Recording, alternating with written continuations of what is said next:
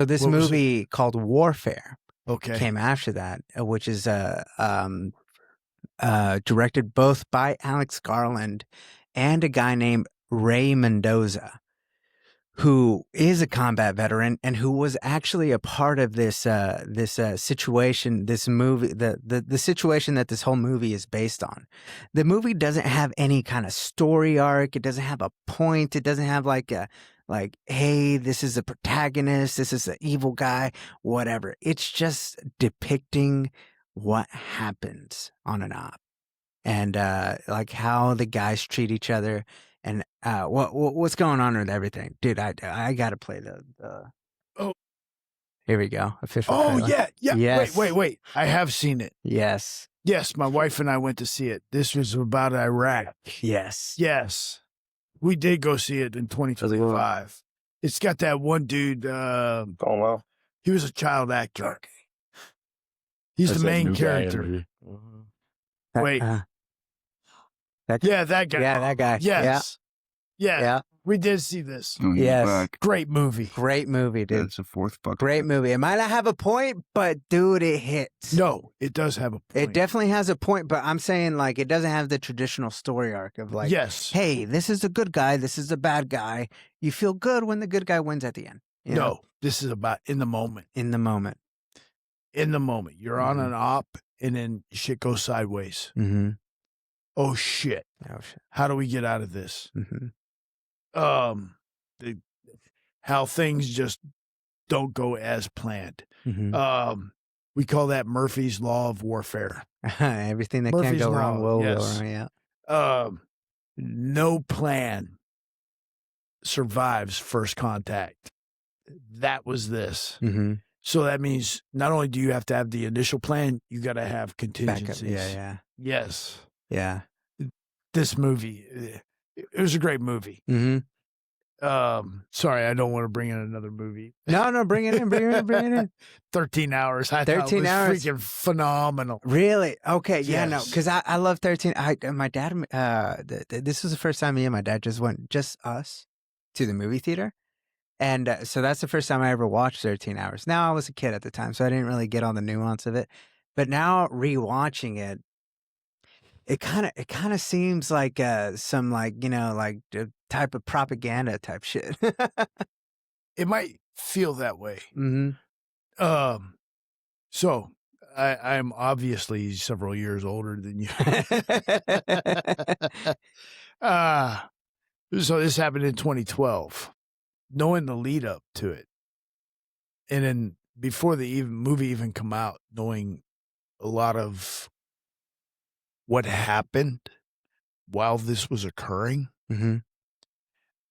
Do you know how many admirals, generals were relieved of duty because of this incident?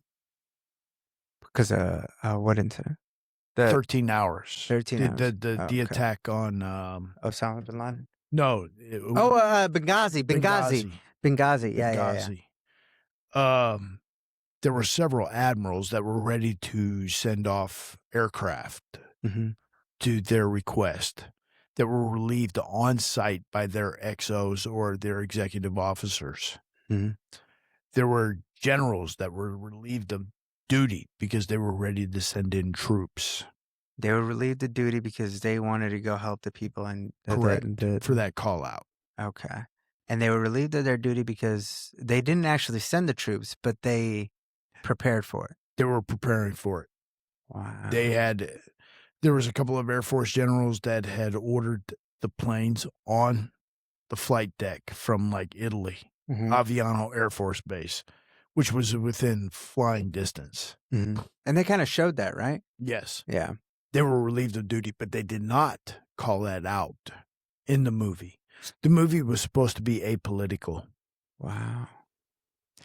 The I mean, they kind of achieved that, right? Because I didn't Yes. get a sense of like, oh, these guys. They did achieve that, but Mhm. they also whitewashed what really happened. Every military movie that's made like that has the backing of the DOD and the CIA. Right. This one especially, because you're talking about a CIA annex. In order for that movie to be made, they had to bless off on it. Mm-hmm. If they would have made it political or even had any political overtones, they would have shut it down. They wouldn't have got the support. Like... or the approval. Right. Black Hawk Down. Prime example. Operational code. Irene. I was in the military at the time. I was stationed at Fort Campbell. When Mogadishu happened, we were the Defense Ready Brigade. That means that we have a 12-hour callback. We have to be ready within 12 hours. We got to be ready on the flight line, ready to go. We went on alert for that operation. They were ready to send us in. For Benghazi? No, Mogadishu. Okay. Back in Somalia. What was that, 91, 92, 93? Mm-hmm. Right around, I think it was 93. So you already had the 75th Ranger, you had Delta, you had the 10th Mountain already in operation. The 101st, 82nd, it rotates on who's the Defense Ready Brigade. It rotates. We just happened to be it. 2nd Battalion, 502nd, 101st. We were the DRB back then. We are bags. We were alerted. We were ready to go. And then we had to stand down. So for Benghazi, very similar. You got a unit that's in trouble. They call up every asset that they can get to help. The only thing that was sent was a drone. A drone? A drone. Like, did it have any Unarmed. Oh, man. Unarmed drone. We lose 3 guys during that battle. That sucks. Mm-hmm. 2 of them Navy SEALs. The other, I think, was just a Army. I don't remember the third guy. I think one was like an Army Ranger. Yeah. Not Tango. Something like that, but. Tango is usually an enemy. Mm.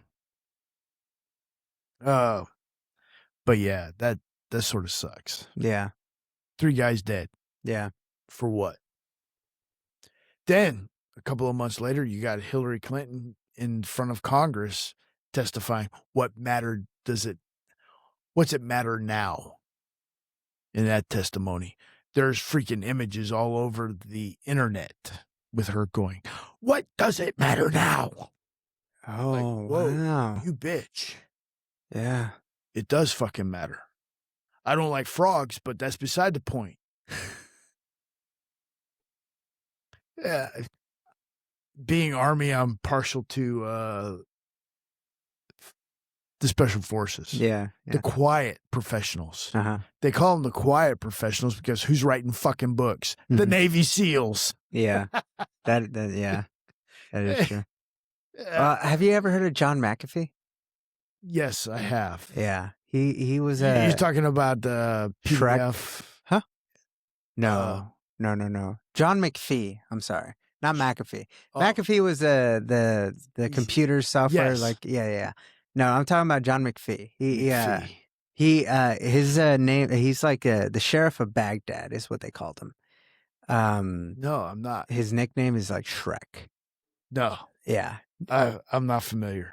John McPhee might be like the most badass, like public figure that I know. That obviously I don't know him, but that I know of. No, he is not. No, he is not. I've got a few more. Who else? Who else? Yeah. Jesse the Body Ventura. Oh. You've got Montel Williams. Uh-huh. If you're talking about SEALs. Mm-hmm. Let's see. This is John McPhee. I'll tell you a funny story. One night we're in Solder City, and basically, Solder City, they just shoot at you from every direction. They're out of my armored vehicle, and I seen a bakery that was open. So I walk down the street.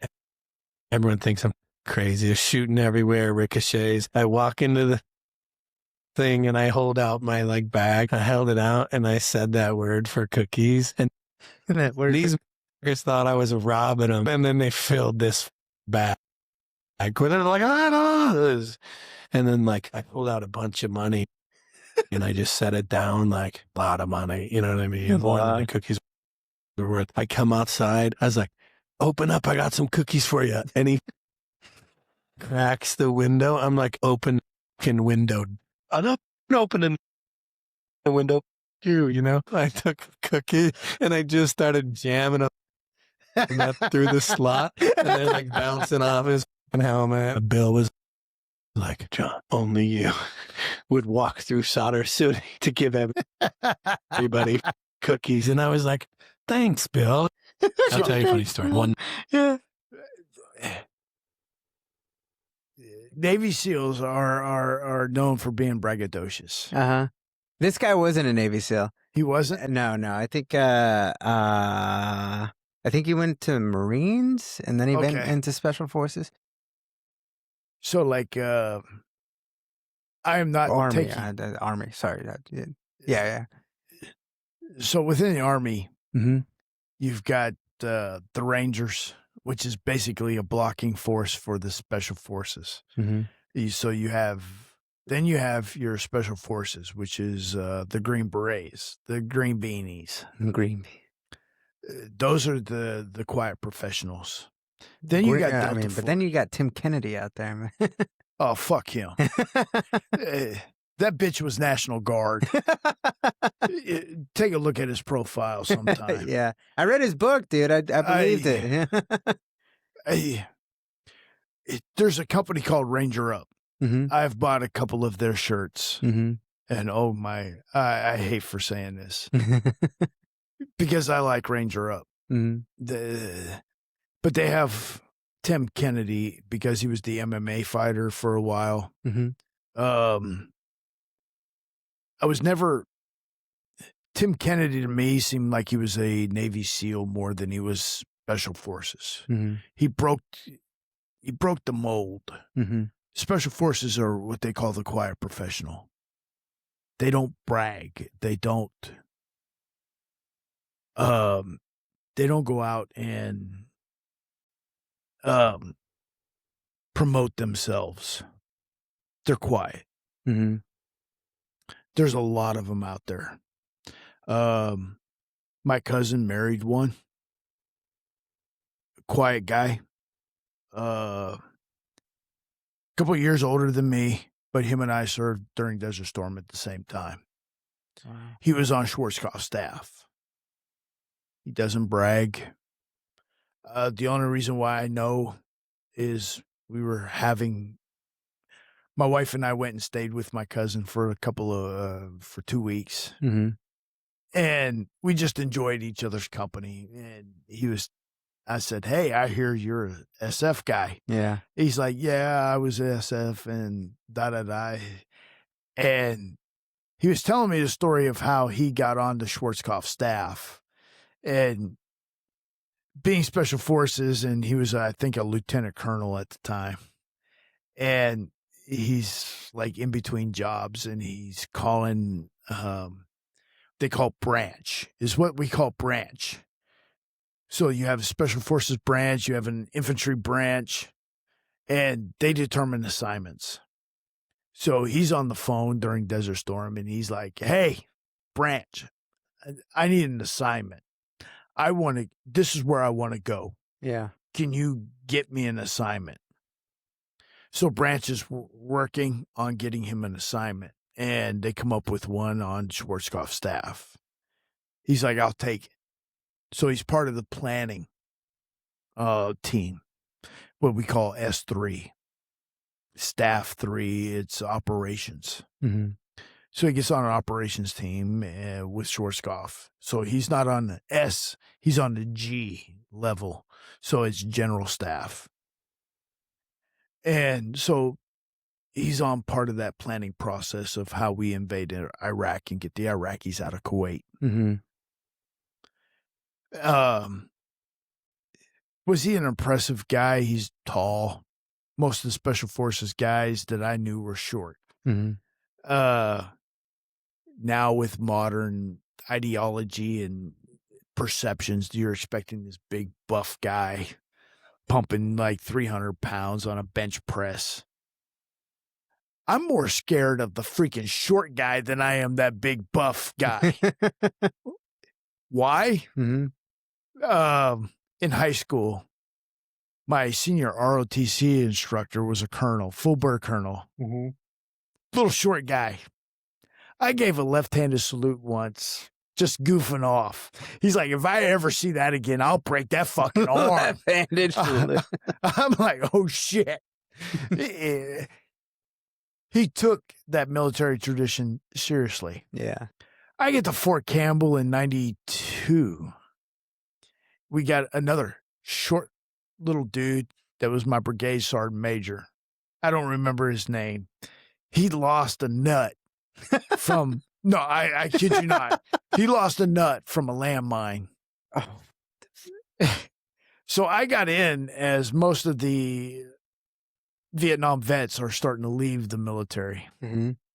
But we still have a few in. He was one of them this served 30 years. Oh, man. And all the senior NCOs, like first sergeants, sergeant majors from the battalions, they would fuck with him about losing his nut. He was 5th Special Forces during Vietnam when he lost his nut. I would not fuck with the guy at all, and he was like shorter than me. Mm-hmm. I would not fuck with him. Mm-hmm. It just would not. The dude just looked like mean, badass. I'll fuck you up. Yeah. I don't care how big you are. You're going to fall. I don't care if you're a linebacker for the freaking Minnesota Vikings. I will fuck your day up. And I am 60 years old. I will fuck you up. Oh, he's just... He retired probably after I was there for about a year. Mm-hmm.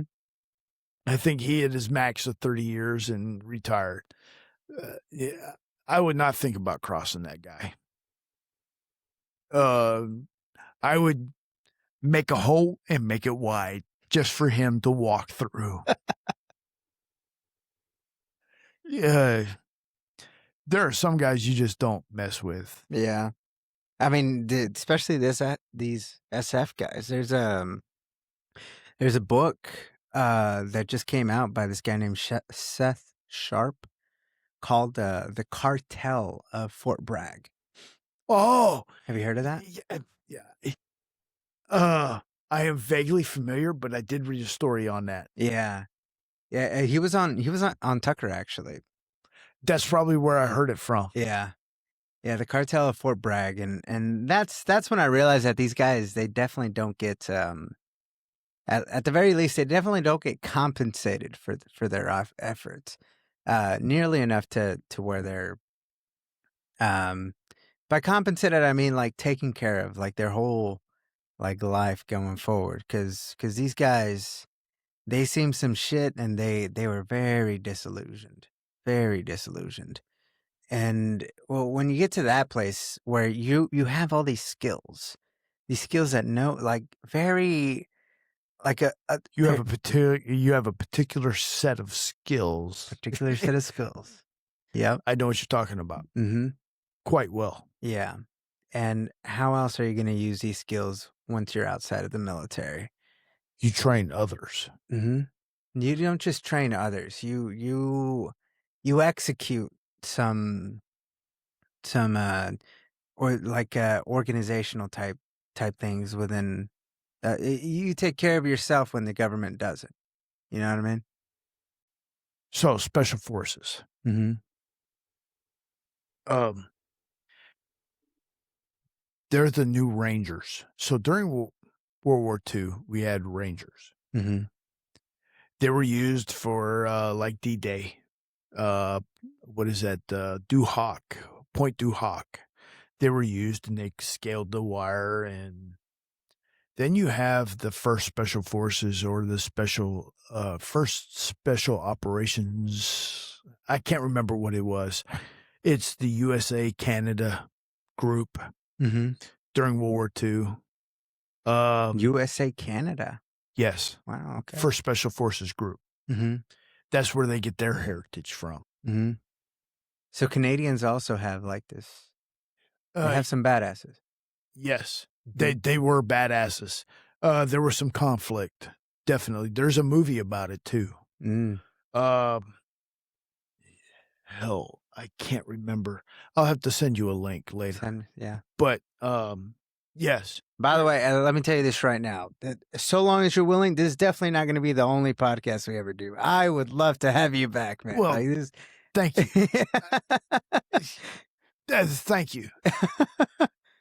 It was an actual unit during World War II. Mm-hmm. It's an arrowhead, and it has USA, Canada on it. It's red.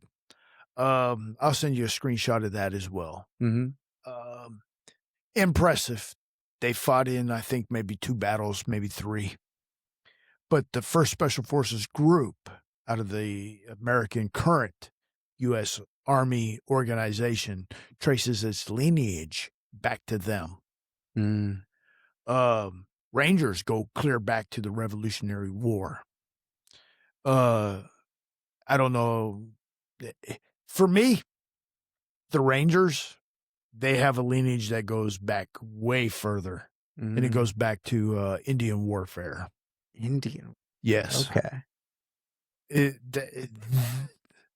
That's a heritage that I wish we would have kept. What heritage? Indian. The Indian heritage. Yes. That never really got assimilated, did it? No. It did. It did get assimilated, but it got squashed. Why? They wanted to eradicate it. Wow. Why? They were freaking phenomenal warriors. You want to talk about a warrior class? I would put the American Indian up against anybody. Yeah, because... And then you throw in an American who is familiar or even a crossbreed. Dude, I think that is why America has a warrior class. Because of the American Indian. They're not... They don't... There's not... Because in Mexico, there was the Aztecs, right? Yes. Like the indigenous population, once the Spaniards came in, it definitely merged into various types of genealogies, right? Like my mom, like she's definitely 100%. Some like I'm 46% Spaniard, and my dad's definitely indigenous. So like my mom side of the family, like there's like she's super white, and my dad's super dark. brown. Yeah, and so like at some point that assimilated very cohesively, but here in America, that divide just never, like after the Trail of Tears, I don't know how you can really get that Indian spirit to be okay with like assimilating, you know?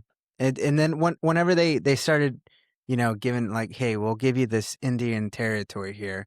Not only that, we'll allow you to do to have these tax incentives to create like one of the most degenerate type shit with casinos. Casino. Yeah. We'll feed you that way. We'll that's what we'll give you, you know? We'll give you this land and we'll give you tax incentives to create your own like casinos, to give your generations just shit like that. Just stay there, you know? Don't come over here, you know? I felt that's how the difference is between how Mexico integrated and how America did it. And but I think that might contribute why it didn't really flourish the way. America, what we did to the American Indians is fucked up. Yeah. Yeah.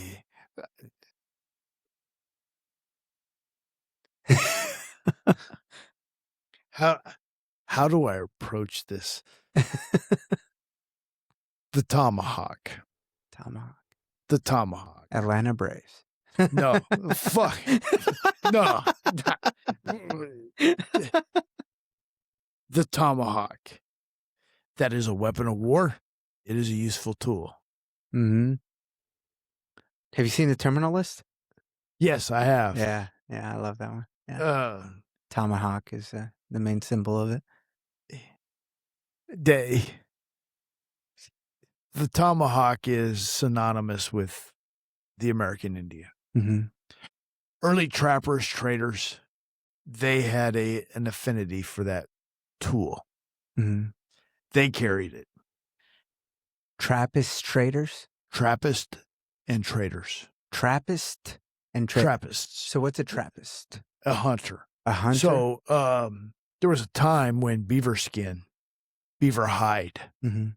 was very prized, especially with our European traders. So you had these beaver hunters or mountain men that would go hunt these beavers and get the hides. Mm-hmm. And these hunters became integrated with the tribes. They had to. There were so many different tribes in the early Western, early 1800s, west of the Mississippi, especially. You had to be keen. In order to save your own life, you had to make friends, right? It's make friends and influence people. You read that book? I went to the class. You went to the class? Oh, man, wow. I tell you what, if you haven't been to the class, forget the book. Go to the class. For real? For real. Okay. I Dale Carnegie is freaking, the course is well worth any money. In fact, when my son finishes school, I will pay for him to go to a Dale Carnegie course. Really? And he's got to do the 12-week program. Fuck that 8-hour bullshit. I want him the ability to practice what he learns week over week. Mm-hmm. That's what I did. And it's a phenomenal class. Uh-huh. Public speaking, like right now. Yeah. Jaime was saying how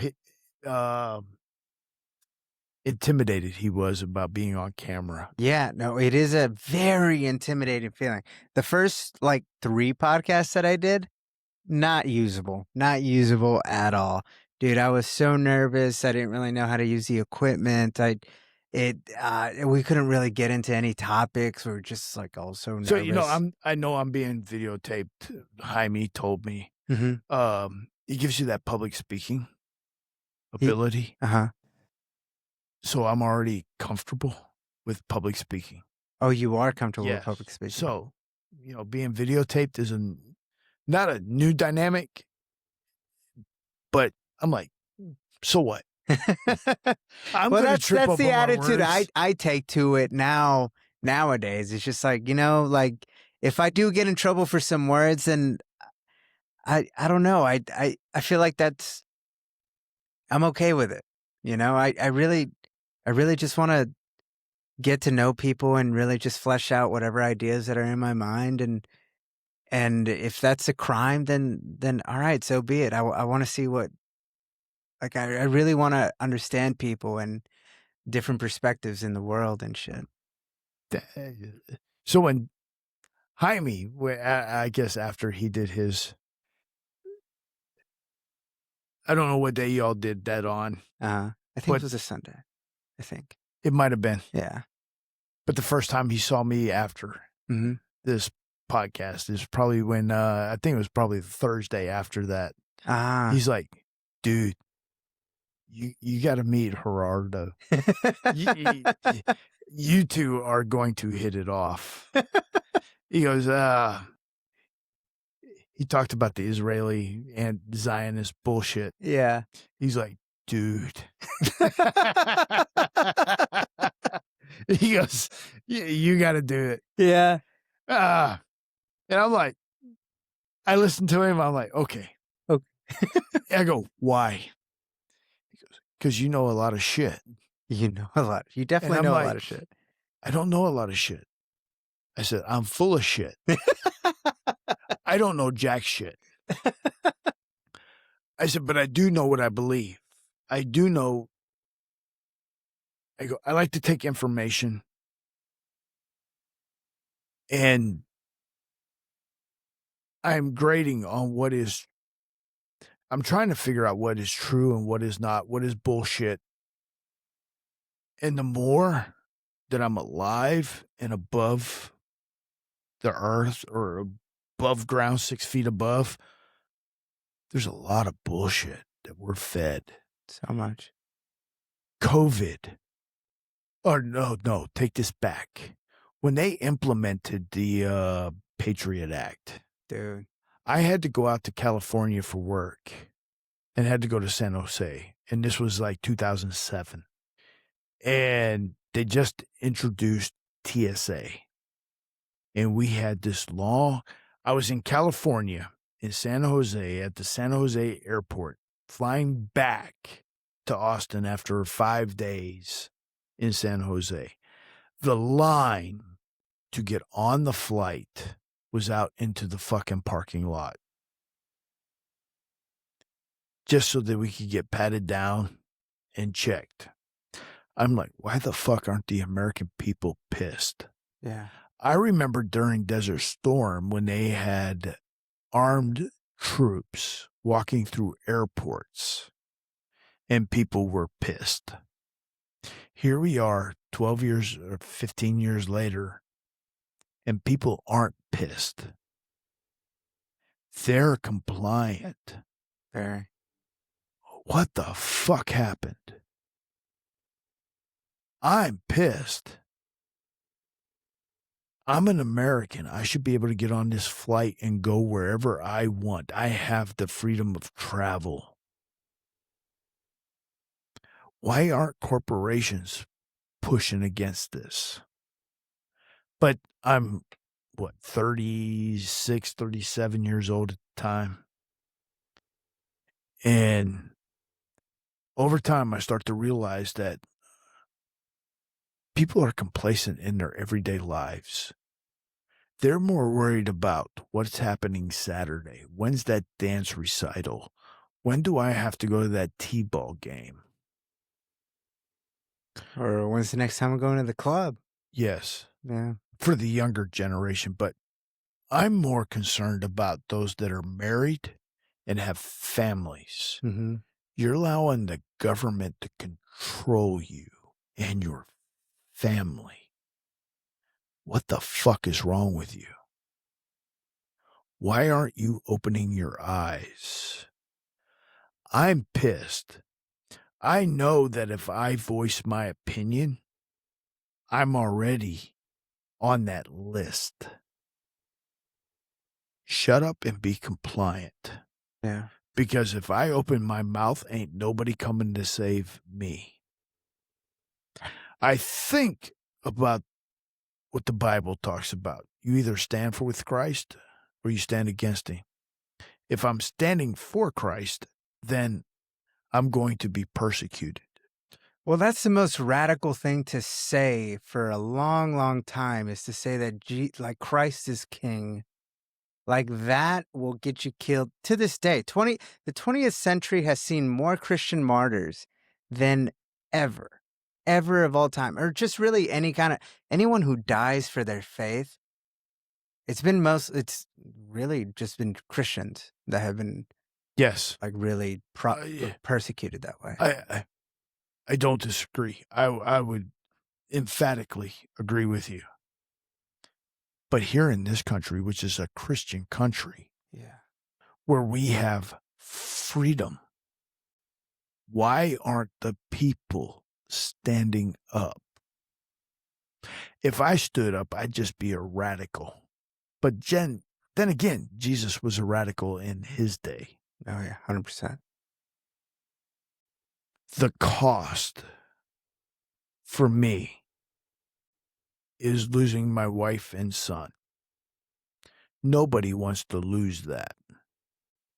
I start to understand why people don't stand up, why Christians don't stand up. They figure the cost is too great and not weighing the reward. The reward is Jesus Christ. The cost is losing what you have in this realm. And this realm is temporal. I think my fear was being that lone voice in the wilderness and nobody listening. How did Christ do it? Sorry, don't mean to be heavy. No, I'd love it. That's what this is all about, man. Give me all the weight, man. I need it. I don't know. I love the principles of this country, but we have so bastardized. Talking to other people, I've got a good acquaintance at work. I wouldn't call him a friend. His eyes started to what's the Bible say? The scales fell off his eyes during COVID, like yours, right? He's talking about all the things that he's starting to notice, and he's excited. I'm annoyed. I've been dealing with this for at least 25 years or more. Yeah, that's why I asked how you haven't gone crazy yet, dude. Like, I'm not crazy. I'm like, well, welcome to the club. I'm glad you're here. But the shit that you're talking about, I've been espousing since 2000. yeah. Nobody listened. Now, here you are, chatting with me about it. I sympathize with you, but I am so far ahead of you. I can take a step back, but if I give you an article to read, or if I give you a video to watch, and you don't watch it, you just said a big old fuck you to me and everything that I've gone through for the last 20 years. Mm-hmm. I don't think I want to chat with you about this anymore. Because you're not on board. You're not willing to sacrifice what you have. Well, what does that mean, though? Like for everyday people that are starting to wake up to this type of stuff. Because, I don't know, it's like, I could just think of just like a very low, like fast food worker, production associate, a librarian, or even an engineer who's starting to really. What do you believe in? What are you willing to wait? What are you willing to lay your life down for? Yeah. One of the things that I tried to instill in my son, the Bible says in Ephesians, and I think it's chapter 4, a man will lay down his life for his family, his wife. The Bible clearly states that a man is to lay down his life for his wife. What does the next verse say? A woman, obey your husband. She has no other commandment other than to obey. A man is to love his wife as Christ loved the church, is what it actually says. Mm-hmm. How much did Christ love the church? He gave his life for it. The church is his bride. Mm-hmm. We're to lay down our life for our wife, our family. A woman, all she has to do is obey. That's freaking easy. Mm-hmm. The hard part is on the man. So I tell my son, if you're not willing to give your life for that woman, leave her. Walk away. All she has to do is obey you. If you're not willing to lay down your life, that means she's not willing to obey. Walk away. That's where I'm at as far as I'm giving you something to read. If you're not to the point where I'm at, to where I'm willing to lay down my life, then I'm not ready for you, or you're not ready for me. Mm-hmm.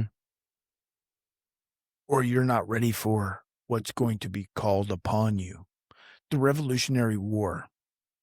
Earlier in the evening, I asked, why do we have the Constitution?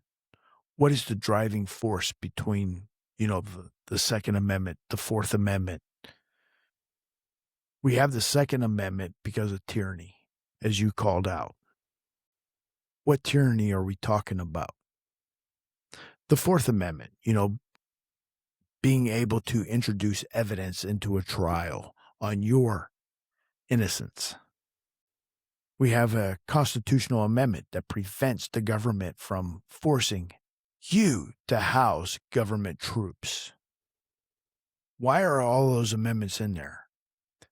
The British would try you for no evidence. They would just try you and convict you. They used to have trial by jury.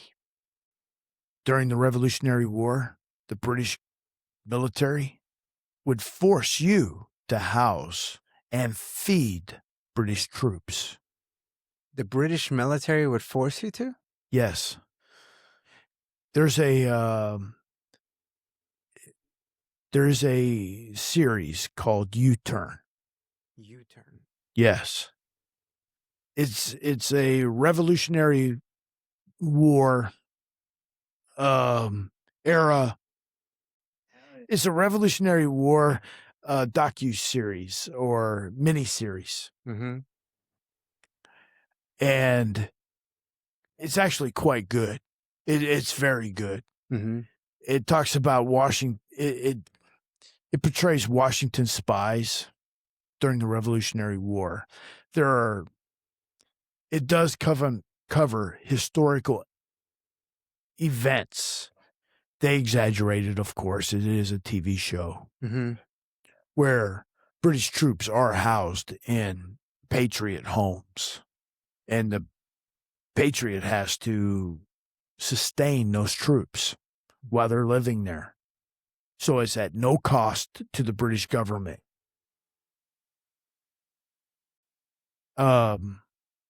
If you've never seen it, I would recommend watching it. What was it called? It's called U-Turn. U-turn. Yes. U-turn. With just a U or Yeah. spelled out? Nope. Just a U. U-turn. U-turn. Yep.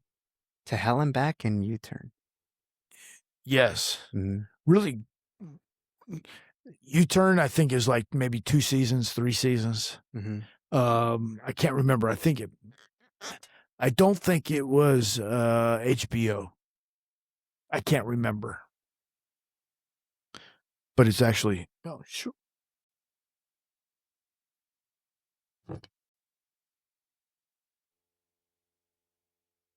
One day I'll get an ice maker out here and it'll be a lot simpler. It's cool, man. Hey, I am not complaining. Here, actually, let me take a piss break real quick. Yeah, How are you feeling? You got to go right behind. You know, Gerardo, we've been talking about me a lot. Mm-hmm. But I want to know about you. Of course. So what got you interested in doing these podcasts?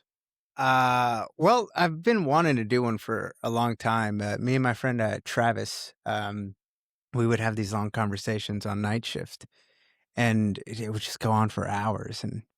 And because me and him, we got to this point where we were the guys to call when you need help, like when the technical people need help, and it gave us a lot of freedom to just kind of, all right, we're here to make sure everything runs, you know.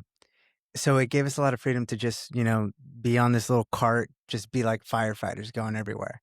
And firefighters, when they're not fighting fire, they're talking, Shooting the shit, they're making shooting the dinner. shit. Exactly. And so we'd have these very long conversations that really made me feel like I understood him and he understood me on a different level than I have for a lot of people. And so ever since then, we always talked about starting a podcast. But then, you know, over time, it's just, I'll get to it eventually, you know. But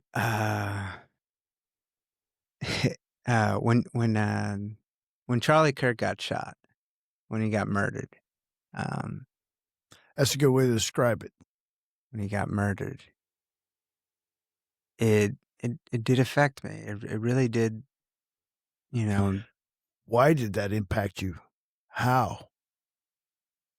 Because I saw Charlie as this guy trying to talk to anybody, literally anybody, unscheduled, just But whoever wants to go up to that mic. He's not the first to do that. He's not, but he is the first to do that and try to evangelize at the same time. In my generation, I would say. Okay. Yeah. I can think of another that has done it according to your generation or within your generation. Mm-hmm. And that would be, is it Stephen Crowder? Oh, yeah. Right? But he wouldn't, I mean, he would do it like subtly. He would try to, Prove me wrong. yeah, he would do it in a very aggressive way, you know, Okay. to where he wasn't trying, like, it didn't seem like he was trying to reach people. It seemed like he was He was just trying to lose logic. yeah, well, I mean, it seemed like he was doing a show, which is understandable, and he had great points, and his points would really hit like it was like a slam dunk every single time. It was a slam dunk so it was more entertainment, you know? Okay. Yeah. I can see that. And I can see the difference between Charlie Kirk and Crowder. Yeah. Because Crowder always comes in with the heat, man. Like he's always, not always. He's subtle because he'll set up a little table and he'll put some bullshit on there like abortion is child sacrifice. Why did I think that's exactly where I went to? Yeah, but he would never like convince anybody that didn't already like have that type of thinking already. You know, Charlie, I think would go after the type of person that never in a million years they would ever be anti-abortion. They're like the my body, my choice. You know, like. That's the type of people. That's who I felt Charlie was coming from a very genuine place, trying to reach. Like, hey, I understand that you're on this. Like they've convinced you of this, but just listen, just for real. Like I swear, I'm not trying to make you look bad. Trying to and don't get me wrong, he was really good at the slam dunk moments as well. But he also had plenty of moments where it did feel like he genuinely got through to someone, or at the very least got them to just pause and think. Yes, they use their critical thinking skills. Yeah. Those that had some semblance of. Yeah. Because there are some people that they just don't have critical thinking skills. Exactly. And I think he was trying to spark them into like, yes, like, hey, like, you're capable of this. You're capable of really. It's usually somebody that has learned it at home, went off to college, and got indoctrinated. Yeah. And he was trying to remove that indoctrination. Mm-hmm. If you've already had critical thinking skills when you were younger, like your father, why were you out at 3 a.m.? Why are you coming home drunk? Fuck you, Dad. I'm only out. 2 years, I'm gone. They go off to school. They get indoctrinated with bullshit. And when I was younger, to tell you the truth, when I was younger, I'm like, I get a girl pregnant, we're going to go get an abortion. Uh-huh.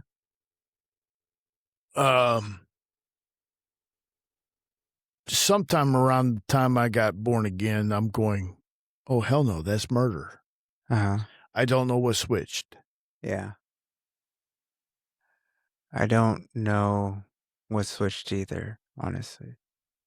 Because the abortion issue is it's always been a very divisive issue. As a kid, it was always simple, you know, like, oh yeah, obviously don't kill a kid, you know?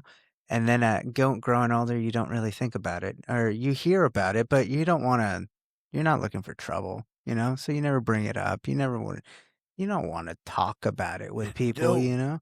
My generation, since it started in 74, 74. The abortion issue? Yes, because it was 50 years later that it got, the Supreme Court overruled itself. 50 years. There's a thing in a whole biblical thing about the 50-year thing.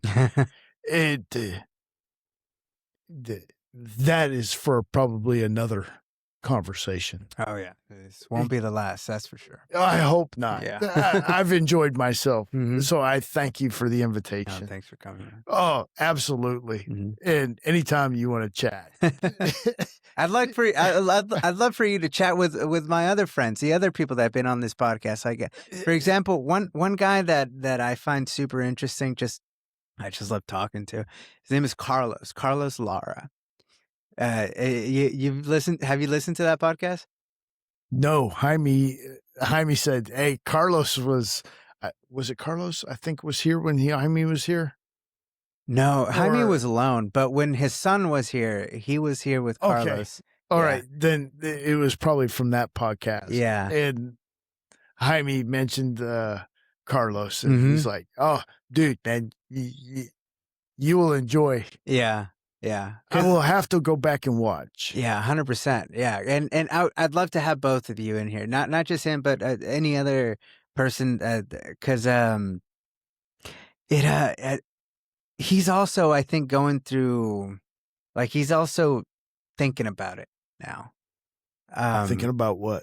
Just actually thinking about like what his values are, like what are his convictions, you know, and he's just an example, but there's a lot of people. Mario is also an example, someone who's that really might have been it too, Mario. I this was thrown at me real quick. yeah. No, if you do watch those, you'll become very familiarized with them. You definitely will. But yeah, these two guys, but it's just not these two guys. There's various other people that are also like actually asking the questions of like, what do I stand for? Like, what are my values? What are my convictions? What do I believe in? That, because we're all coming to the same conclusion that I think we all have to feel, not just feel, but like, believe that our reality is like real somehow. And this whole political, religious dynamic that we've all been grown up to believe that, oh, it's all a sham, you know, especially the religious thing. You started off the podcast with religion and Catholicism. Mm-hmm. I've got a book at home about yay thick about Christianity, and it's more about Catholicism, because without Catholicism, you wouldn't have Protestantism. Mm-hmm. Without Catholicism. Mm-hmm. And you mentioned religion. Religion is a bunch of do's and don'ts. Mm-hmm. That's not what God wants, because we already had that with Judaism. Mm-hmm. You had the Sanhedrin. Sanhedrin. Yeah, and I think you even mispronounced it. Sanhedrin. Yeah. Sanhedrin and the Pharisees. Uh-huh. The Sadducees and the Pharisees. Uh-huh.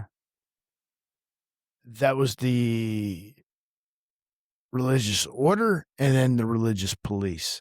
Where else do you see that?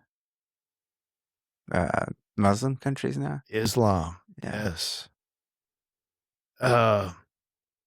It was about a bunch of do's and don'ts. That is not what God wanted. Mm-hmm. What he wanted was personal relationship. Jesus came to establish personal relationship, not a bunch of do's and don'ts. We have Leviticus, the law. Judaism, there was laid out a law. Jesus came. What did he say? I didn't come here to abolish the law. I come here to, I want to get it right. Fulfill the law. Whoever believes unto me, no man enters the kingdom but through me. There's a lot about Jesus' teaching that is about personal relationship, not about whether or not. Being legalistic is, do I adhere to the Sabbath? Most religions today, especially Christianity, Sunday is the Sabbath. Bullshit. It's Saturday, not Sunday. Mm-hmm. Sunday is the first day of the week. Saturday is the last day. Judaism, Saturday begins at 6 p.m. Friday night. Where are most Jews? In the synagogue on a Friday night. Mm-hmm. Saturday is their day of rest. Christians, We're in church on Sunday. Bullshit. We should be there on Saturday. Mm-hmm. Easter's when we celebrate Easter and they have the sunrise worship or the sunrise service. It usually happens Saturday night, Sunday morning. Mm-hmm. That's where we should be as Christians. Saturday, not Sunday. Mm-hmm. But even then, I mean, still Easter. I mean, I don't know. I think that's when you get into the nitty gritty of the whole thing. But what you were alluding to was that Jesus was not just alluding to. You said it like Jesus was the fulfillment of the laws, and we shouldn't be so litigious, so black and white about things. Like yes, like you should doubt. You should always doubt. You should always think. You should always grow. Like there's no, there is only forward. when you say me. doubt, what are you talking about? Doubt. Like I believe one of his apostles. I don't remember which one of them it was, but Doubting Thomas? maybe doubting. Was he an apostle? Yes, he was. Doubting Thomas. Yes. Doubting Thomas. Mhm. I won't believe until I stick my finger in his side. Mm-hmm. That is Doubting Thomas. Doubting Thomas. Right. And Jesus lifted up his shirt. Yeah. Stick your finger in, please. And he's like, no, no, no, no. He goes, no, stick your finger in. You doubted. Mm-hmm. And then you don't hear of Thomas anymore. No. But I don't think it was Thomas. I think it was because he said something about like I don't remember what the context was, but the feeling was that he was saying I need you to love me unconditionally. There was Peter. There was the now we get into the Greek translation of love. Uh-huh. The Greek translation of love has 3 different definitions. English, it all translates to love. Jesus asks, in the New Testament, he's asking, Peter, do you love me? And Peter says, yes. Jesus asks again, do you love me? And this is the English translation now. Mm-hmm. He says, yes. He asks a third time, do you love me? He says, yes. In the Greek translation, first he asks, do you fillet me? Fillet means like brotherly love. Mm-hmm. Philadelphia, the city of brotherly love. Do you phileo me? The second one was, has to do with erotic love, like you would have with your wife. Yeah. And I forgot the name of the word. It'll come to me later. Then the third is agape. Agape. Okay. Agape is the God kind of love. Uh-huh. So phileo is like the brotherly love. Do you love me as a brother? Uh-huh. Then there's, do you erotic love? Do you love me as like you would your wife? Yeah. You would lay down your life for your wife. Yeah. And sexually. Family. Not so much sexually. Yeah. It's more of a But still, I mean, but it's included, right? So there's the brotherly love, like combat vets. Mm-hmm. I would lay down my life for you. Then there's the like brotherly love. I love you like a brother. I don't want to have sex with you. Mm-hmm. I love you as a brother. We live our separate lives. We have a separation, but there's that. But I'm not familial. willing to go that far with you, man. Correct. Yeah. And that's what that's what I mean, that once it gets to the erotic part, that's where it's like, all right, I'm willing to. I say erotic because it's eros. Yeah. Is the Greek word. And I'm assuming that's where the word erotic, like the origins are from. Yeah. That's where that word arrives from, but it doesn't mean like a sexual connotation. It just means another level. Yes. Yeah. Then you have that agape love, the God kind of love. the God kind of love is you and I just met. I have that God type of love towards you, meaning that I see no wrong. I don't need to see whether or not your sacrifice is spotless. I have that God kind of love towards you. Mm-hmm. We have a kindred spirit. Right. We believe in the sacrifice of Jesus for our sins. Mm-hmm. That type of love. Right. Nothing in there is about erotic, stripper and a freaking pole dancing type of love. That's not love. That is pure out lust. Right. A pastor once said that I sat under, love gives at the expense of self. Lust takes at the expense of others. Right. That has stuck with me for 20 some years. I love that saying. My pastor, my buddy that I've known for close to 30 years, Uh-huh. he mentioned it to my pastor like 10 years after he said it. And I attribute it to my pastor because that's where I heard it. Yeah. And my pastor looks at my buddy and goes, I don't remember ever saying that. And I'm going, I do. Or I wouldn't attribute it to him. Mm-hmm. But he said it from the pulpit and it stuck. Yeah. It's always the stuff that you don't really think about that really just hits. Yes. Like, I can't imagine, like, what type of stuff has ever been said on here that people, like, actually, like, it hit them. And we're just like, oh, I don't even remember saying that, like, the exact same thing. Then you rewatch and you're like, oh, shit, damn. I did say that. Damn, I said some cool shit. What the fuck? That one sticks with me so much that it might get attributed to me, and I'm going, no, I'm not the originator. Mm-hmm. He's the originator, and it came through my pastor. Right. But anyway, I got this book. It's about that thick on Catholicism or the history of the church. Mm-hmm. And it talks about the origins of Catholicism, which began in Judaism. Mm-hmm. And you remember in the Bible, Paul rebukes Peter Mm-hmm. about establishing.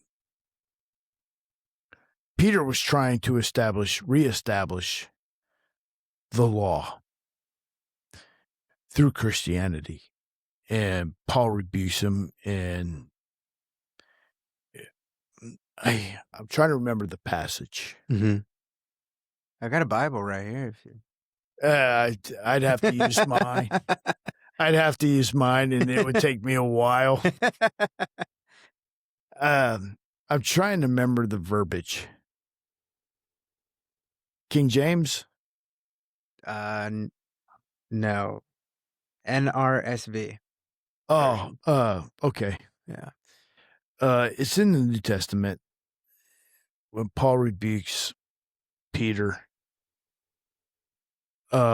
Circumcision means nothing. Mm-hmm. This was Paul's argument to Peter? Yes. Wow. He's okay. like, circumcision means nothing. Uh-huh. What does mean is recognizing Christ is the Lord and Savior. And I'm paraphrasing out the ass. Except for circumcision means nothing. Mm-hmm. In Christianity, circumcision means nothing. That's an Old Testament.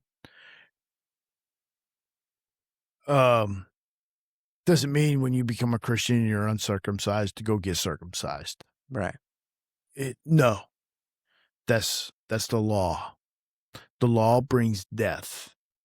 The letter of the law brings death. Spirit of the law brings life. Mm-hmm. The context meaning that if you obey the law and you're adherent to the law, you're missing out on the spirit of the law. Right. The law says you can't eat crab. You can't eat lobster because it's a bottom feeder. You can't eat pork because pork, pigs eat anything, garbage. Yeah, there's the kosher argument, right? Yes. Yeah. Or fa la la la la la la la. But the spirit of the law says I can eat anything as long as I sacrifice or lift it up in prayer. Mm-hmm. Right? All things are good in moderation. Alcohol. We're having a drink right now. We're having actually a couple. We're not drunk. Mm-hmm. Being drunk in the spirit. That happens in Acts chapter 2, where they're in the upper chamber. They get drunk in the spirit. They start praying in tongues, speaking different languages. And that goes back to the Tower of Babel, when God says, oh, man is starting to become godlike. Hey, I'm going to dumbfound them with different languages. Now we're speaking Hebrew, we're speaking Farsi, we're speaking Arab, we're speaking English. And everybody's standing around, what the fuck are we doing? And it comes to a halt. Mm-hmm. Now I forgot where I was going. The thick Bible of Yeah. Catholicism. Catholicism. In there, it talks about how Catholicism, the church used the Bible as they weaponized it, basically. Sola Scriptura, which means only Scripture. No. It was all in Latin Mm-hmm. to prevent the layman from understanding the Bible. Right. But that's what I mean, where Protestantism, they, instead of including tradition and some other things, the Protestant thing went, okay, we're only considering Scripture here. No, not actually. Well, that was Martin Luther's point. Yeah, okay. Yeah. He called it out like that was his thing. Yes. Sola Scriptura. He came across one scripture, Mm-hmm. and I can't remember that scripture. Oh, man.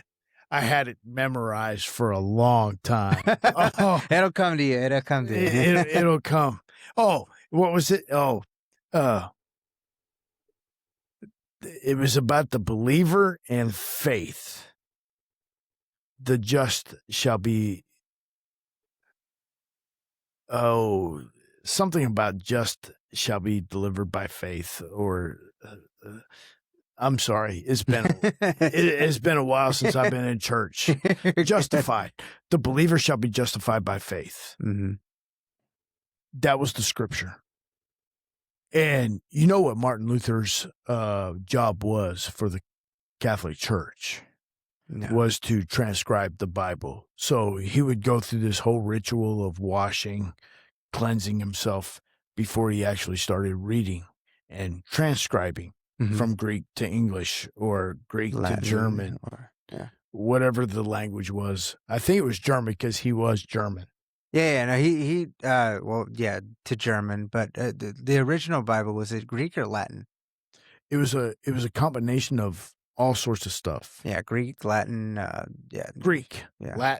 Latin came, Latin came later. Mm-hmm. But it was Greek, Hebrew. Oh, Hebrew. Hebrew's the other one. Greek and Hebrew. Mm-hmm. Because when you get to the New Testament, it's Greek. Mm-hmm. The Old Testament was like Hebrew. Mm-hmm. And Latin didn't come until later with the Italian language. Because English, French, Latin, because Spanish, Italian are based on Latin. There's a couple of other languages that are based on Latin. I think Portuguese, yeah, are all based on Italian, Latin. French, yeah. Yes, they're all based on Latin. Mm-hmm. So that's where the Latin comes in, because we can all trace, even English traces its origins back to Latin. I thought it was Latin and then Anglo-Saxon. So Anglo-Saxon, what's that? Anglo-Saxon is more like British. Okay. Okay. Then I'm just really just. Protestants are more Anglo-Saxon. Mm-hmm. Anglo-Saxon or Protestantism came about because of Martin Luther Mm-hmm. coming across that scripture, the just shall be justified by faith. Mm-hmm. He started hammering that shit all over fucking Germany.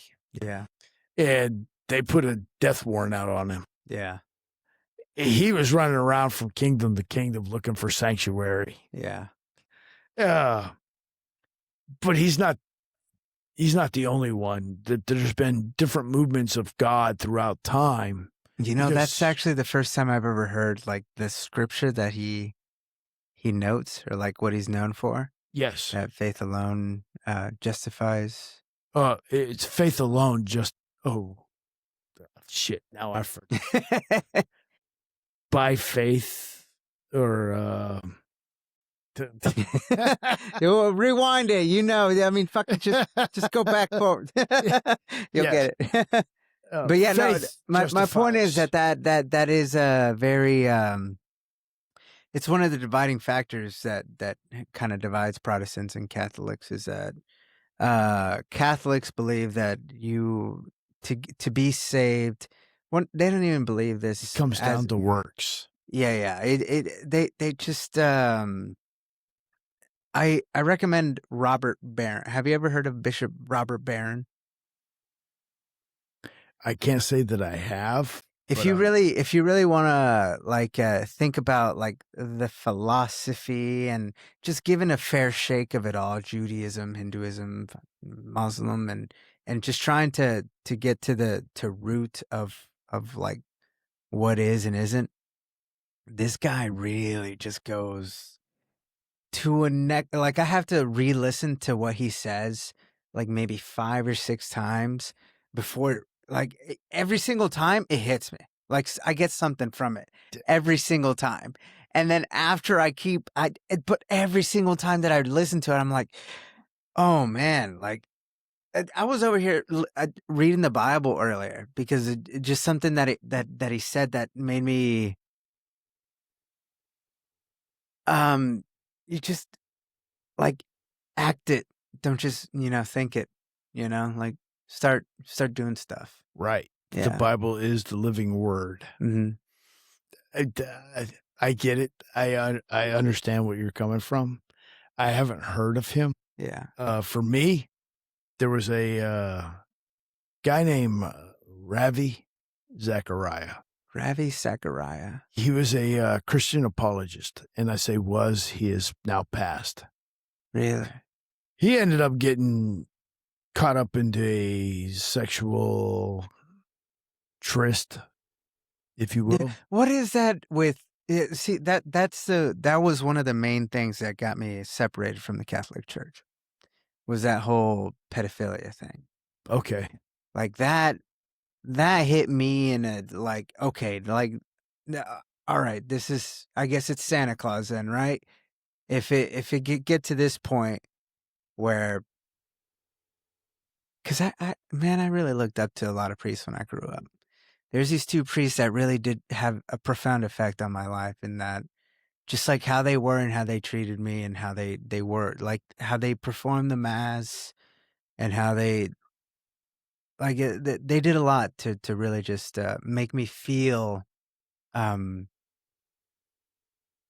Jesus Christ, or feel the faith, feel like what it means to just have faith in something, And when I heard about this whole pedophilia stuff, it just made me break that whole mold of what a Catholic priest was, and it made me really sad, like it profoundly sad, like really, like to this day, like I don't know, man, it really, it affected me, and for a long time I just thought, okay, well, I guess we are this advanced civilization that we figured a lot of things out, and maybe religion is like a outdated type thing. So I just kind of lived my life that way for a while. But I still, my mom prays for me every day, every single day, not just prays for me. She prays a whole rosary every day. Yeah. I got a couple of things. Yeah. Let's knock out the rosary real quick. Uh-huh. Because there's nothing wrong with the rosary.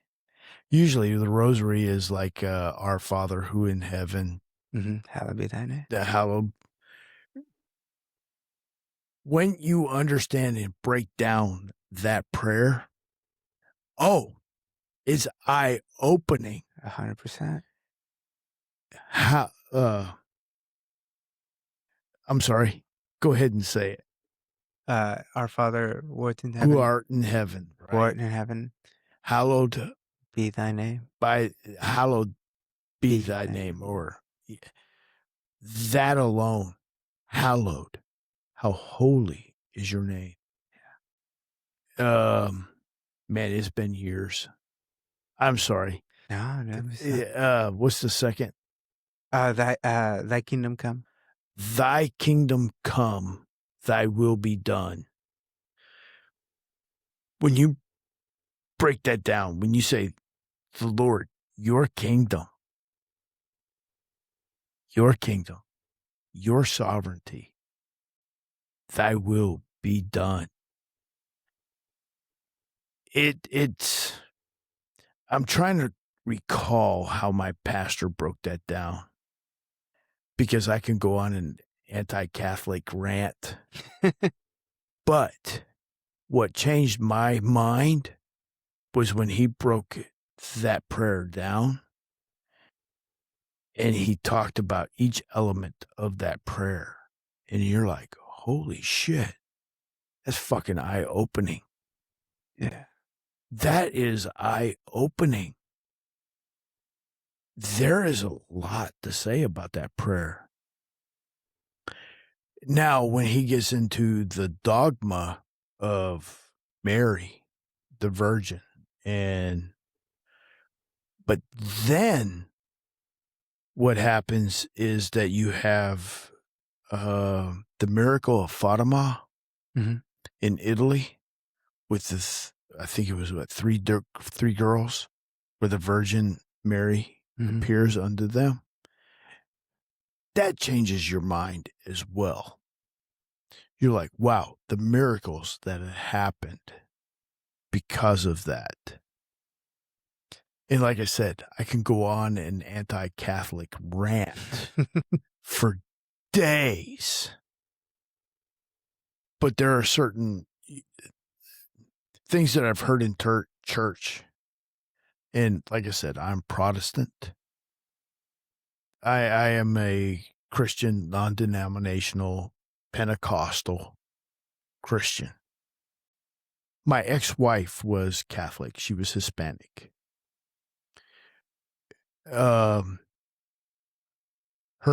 priest for the local church here in Austin was a guy from Pittsburgh. My family is from around the Pittsburgh area. Him and I are talking. We have a great time. We have a fabulous conversation. Mm-hmm. It's not anti-Catholic. It's not. It's edifying.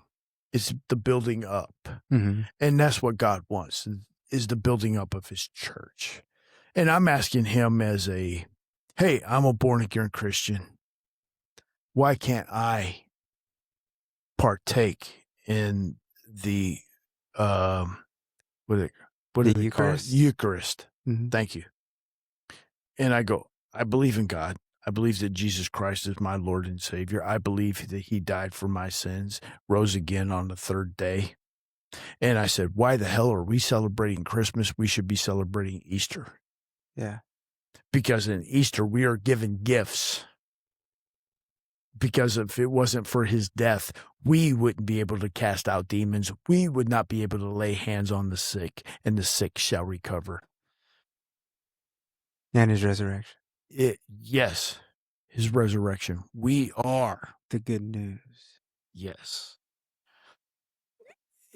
So having that conversation with a Catholic priest, and I'm not looking at him as a priest. I'm looking at him as an equal. A guy, man. Yes. Come on, man. Yes.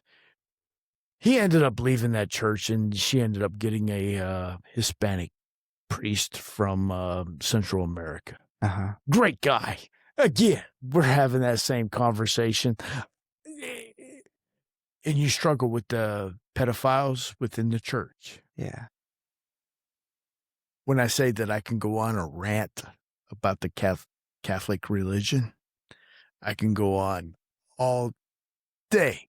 But these two gentlemen, these two priests that I've got to personally know, have go lunch with them, have interaction with them, sort of alleviated that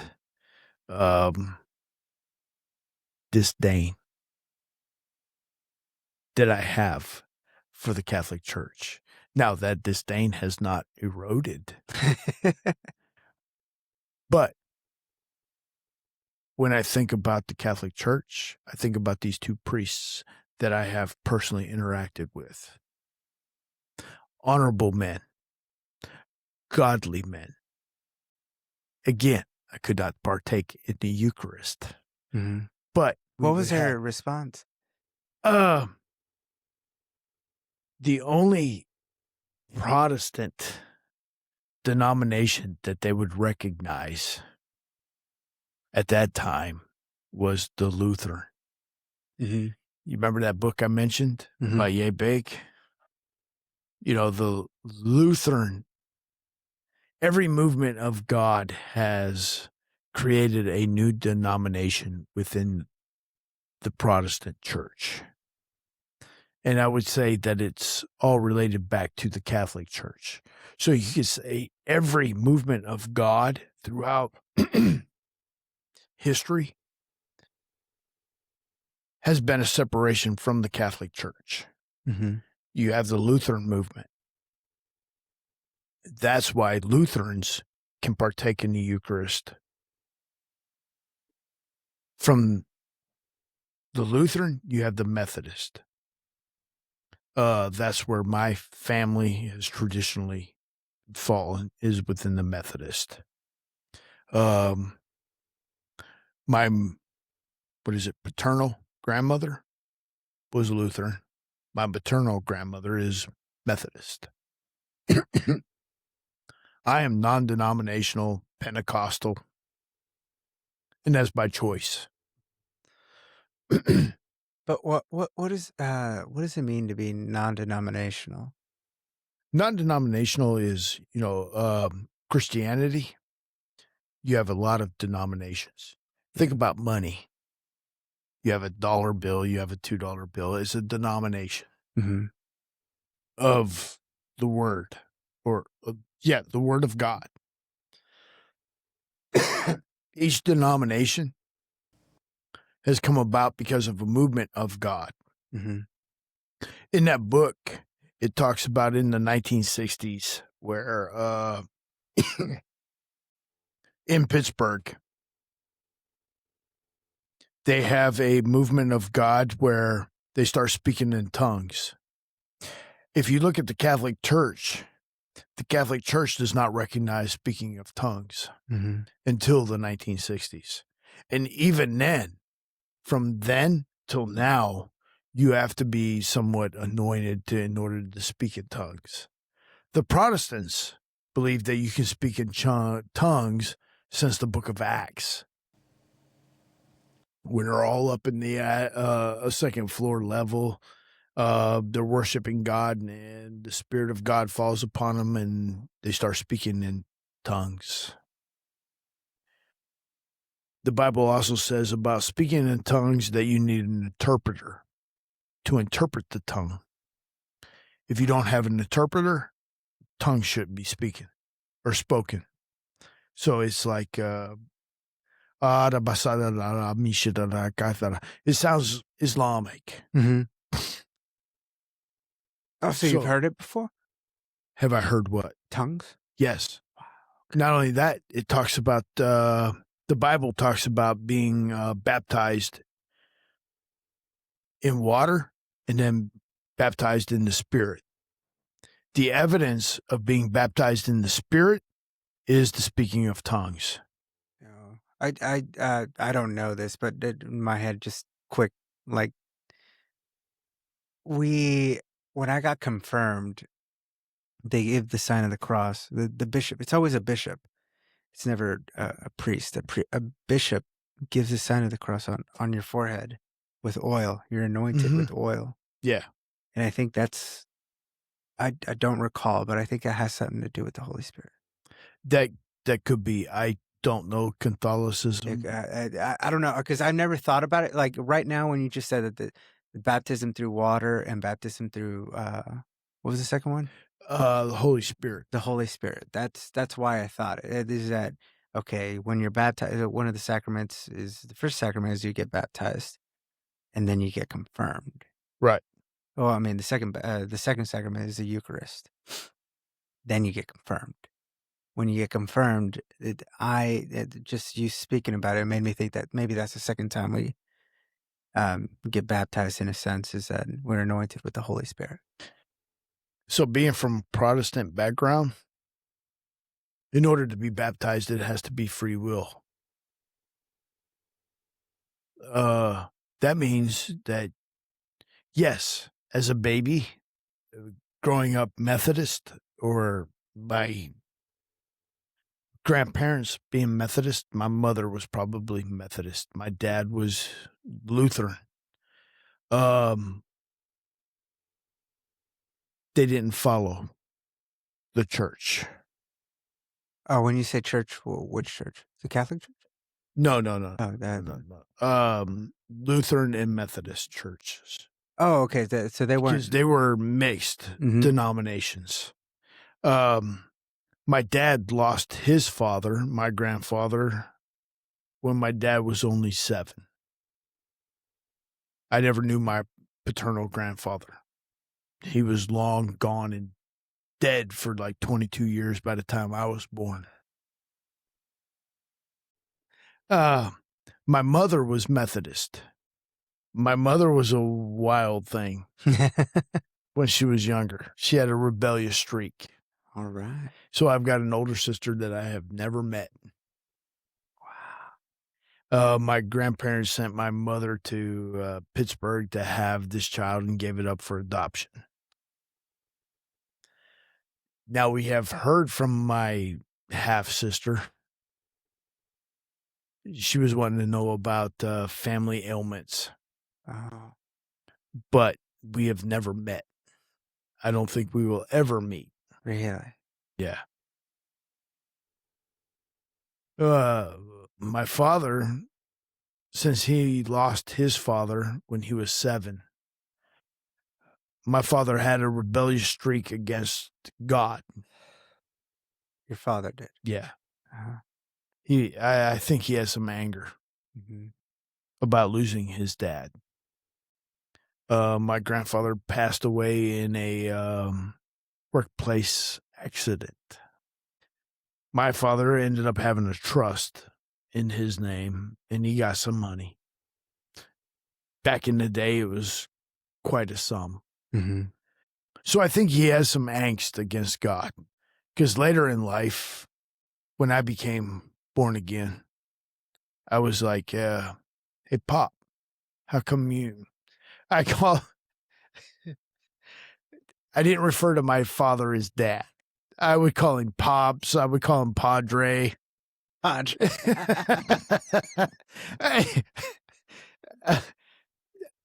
I wanted to have fun with my dad. I wanted my dad to feel special. So I would call him Pops, Padre, anything but Dad. I call my dad Father. Padre? Yeah, in my phone, he's literally, his contact name is Father. That is cool. I would talk to him on the phone. In person, I say, "Hey, Pops." "Hey, Padre." Well, when I talk to him like through phone or whatever, I say Appa. Or Pa. Appa, Pa. Yeah. hold on to that, because when he's no longer here, you're going to miss it. I already miss him. That's the thing is I have this problem where I'm very good at communicating here, but I never communicate like with anyone outside of here. The person I communicate most on a day-to-day basis are my coworkers and my wife. Other than that, like I have this strong like a flaw in me that for some reason I don't like to pick up the phone and talk to people. I would encourage you to do so. You know, when I was in my early 20s, and I mean early 20s, I had rotated out of Europe, came back to the States. So I was 21. My parents picked me up at the airport. We're driving from Pittsburgh to a town called Johnstown, where my family is from. Johnstown, not Jonestown, right? No, yes, Johns, not Jones, Jones. not Jones. No Kool-Aid. During that hour drive, I get that alone time with my parents. And I like, hey, Dad, you know, I want to thank you for the sacrifices that you made so that I might have a better life. Thank you. Being in the military, your dad is never home. My dad, from the time I was early to 13, I don't remember him ever being home all the time. He was always on some sort of deployment, exercise. At the age of 11, we get stationed. I was probably about 12. My dad gets stationed in Germany. He had a desk job, so he didn't deploy anywhere. So he was always home. So from the age of 12 to 14, he was home. We didn't have a relationship. We didn't talk. He was more of the disciplinarian. My mom had a problem she didn't want to handle. She handed it off to my dad. My dad gets stationed at Fort Hood. I'm in sophomore year of high school. Again, he's now exercised. He's back to not being home anymore. I joined the military, and I recognize my dad has to sacrifice. Military comes first. Defense of this nation. I start to realize what he has traded for this country. I'm like, my dad's given more than most people give in a lifetime. I recognized that early. I wanted to thank him for it. I wanted to acknowledge that. I wanted him to know that I knew what he gave up. He gave up a relationship. My dad blew it off. Years later, I moved to Texas. I go home. I go to visit. I'm close to 30. My dad and I are having a conversation. And he talks about his service to this nation. And he says, I don't think it was worth it. I lean in and I'm like, Pops, what are you talking about? And he starts talking about the relationships that he has with his children. And he's like, I don't have any.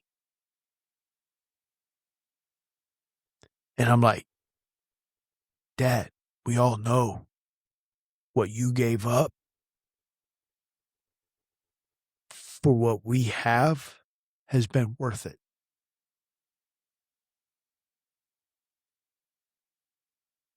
Wanted him to know, without a doubt. I might not have a relationship with him. I might not know who he is. But his sacrifice set me up for my success.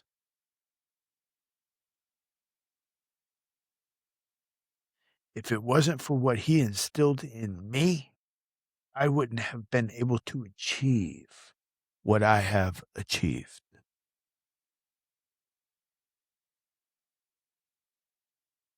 My dad had an 8th grade education. I've got a master's degree.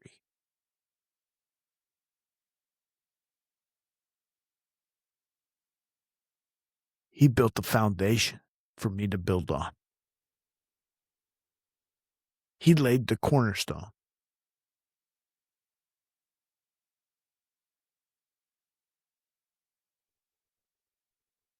Sorry if that's deep. No, I'm just thinking about my dad right now, man. Think about him. Talk to him. Tried to build that relationship. I did. It failed. I would think it failed, but I don't think it did. Acknowledging his sacrifice early, I think he knew.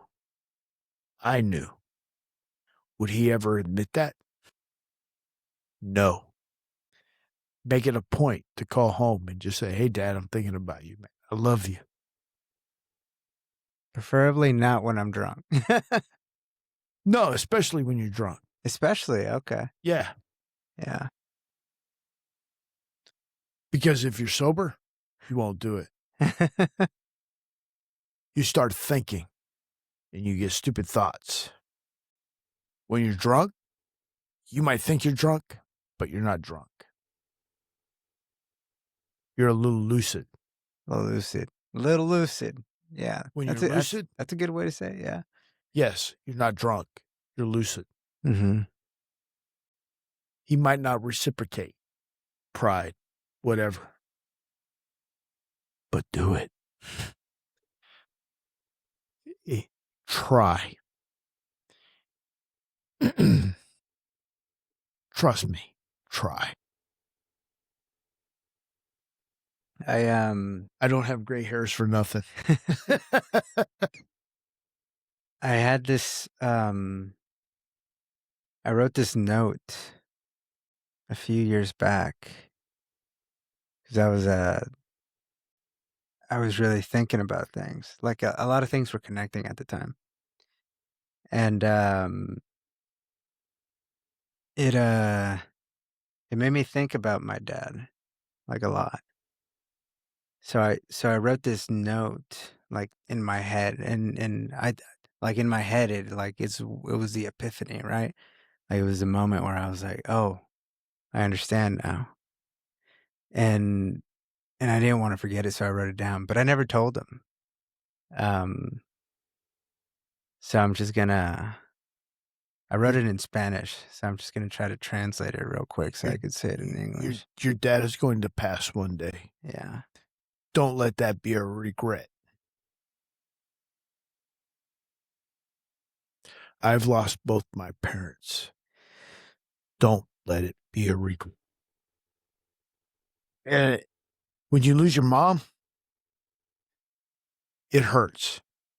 When you lose your dad, it hurts even more. Remember, he was your rock. That will hurt you more than your mom. Tell him why he's still alive. Please. I wrote in Spanish, translated to English. I can see that something you really like is for me to need you, like a son needs his father. But I'm over here struggling with my problems alone, because that's what a respectable man does. And that's what I want to be in front of you, a respectable man who loves his father.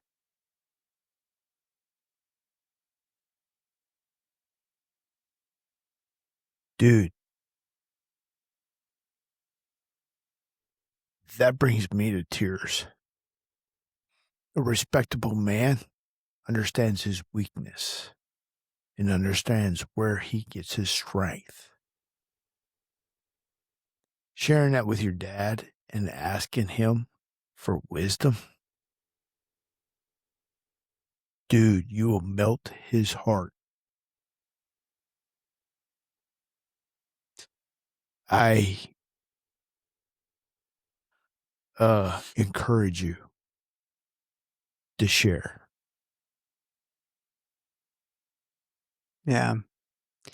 I want to come down here, man. I want my family to come down here. They helped us move into this house, but they haven't been here since. But I really would like to have them down here because my uncle recently came. My uncle, my dad's brother, and they've had issues over the years. And but me and him for Christmas, he came down for Christmas, and we Your were uncle? outside. Yeah. Okay. I bought these 2 heaters. We were outside with these 2 heaters and this fire pit. And we're just sitting out there and we were talking about this type of stuff. And this conversation came up. So I read that to him and I just started crying. Like I was just Dude, man, you had me crying. I don't have a dad. I can't express that anymore. But you did. You expressed it to him. You did. You already did. Maybe it didn't hit him. Maybe he didn't let you know that it hit him. But Oh, I know I hit him. yeah, you definitely hit him. You got him. I know I hit him.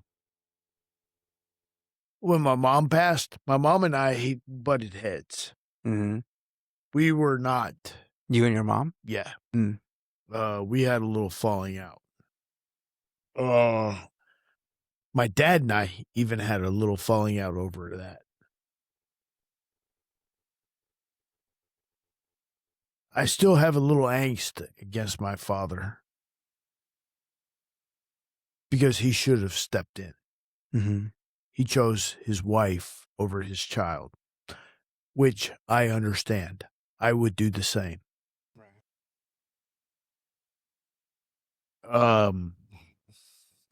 Tissues there if she wants some. Oh, appreciate it. Of course. I always keep them up here. Some of that is emotional. Mm-hmm. Some of that is because I get emotional, it just starts running. Yeah. Yeah. But it's also hard to get emotional, don't you think? When I start thinking about my pops, Mm-hmm. no. No? Yeah. No. Oh. I love my dad. He has taught me so much. Even though I didn't recognize it at the time, I thought it was a slap in the face. Yeah. But it was actually a lesson. Yeah. When he passed, I took the opportunity to stand up in front of all family, public speaking. Again, Dale Carnegie, if you haven't been, go. It will help you, especially overcoming fear. And just standing up in front of everybody, you've already championed, even though you said shit. Most people ain't going to come up. Those that do come up are self-aggrandulating or self-promoting. Yeah.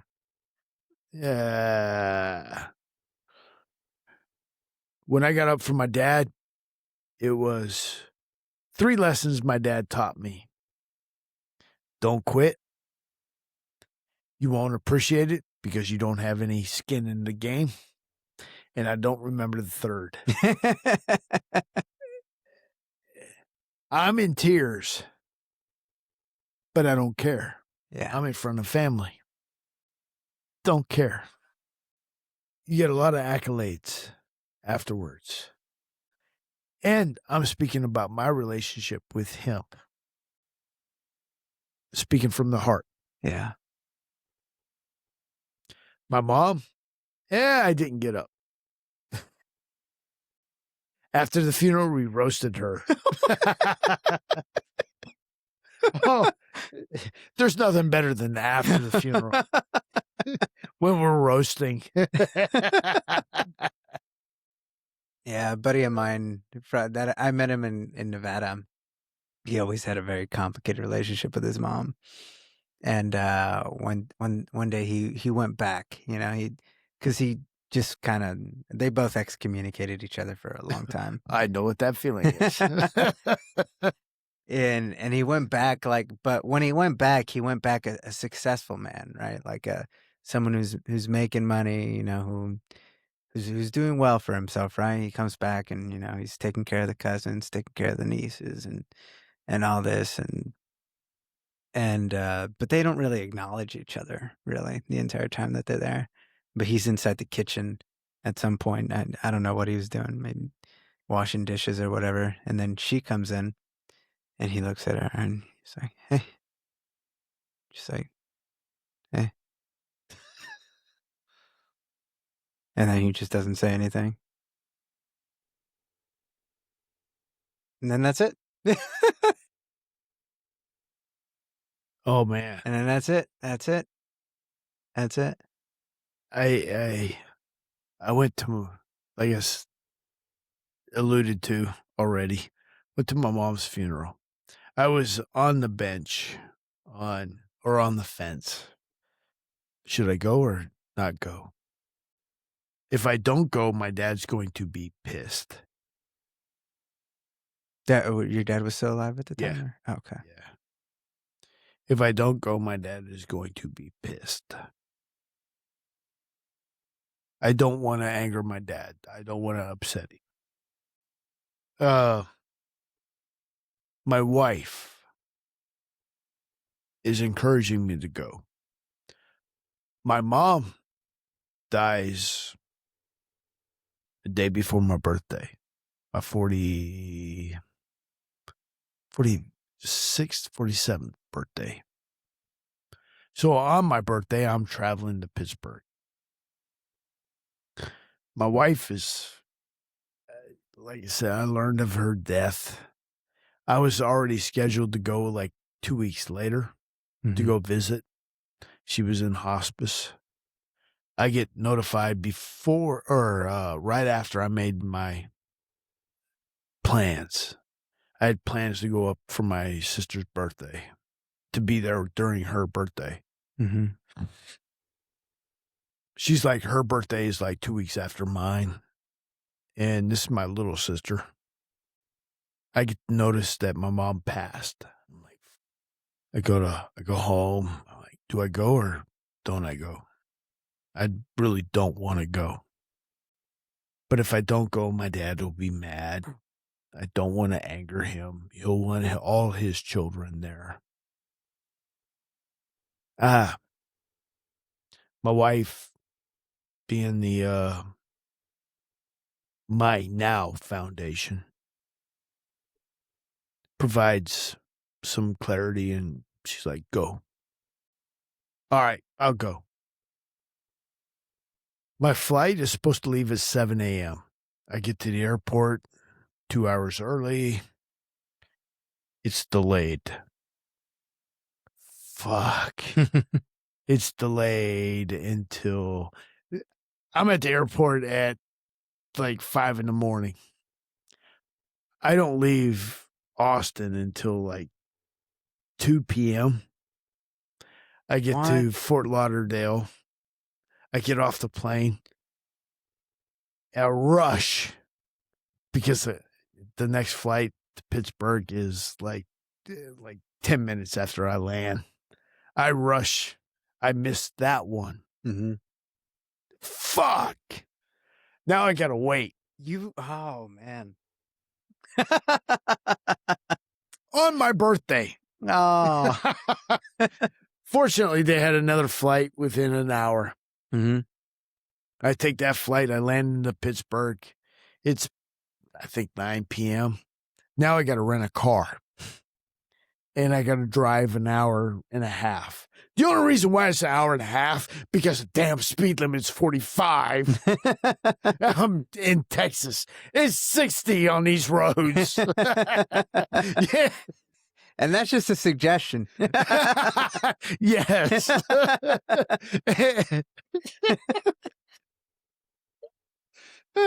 So I drive, and I don't get there till like after 1 in the morning. I'm worn out. I'm beat. I'm somewhat pissed that I'm at my grandmother's house. That my grandmother passed 6 months before my mother, and I didn't go home for that one. My grandmother had dementia, Alzheimer's, whatever it is.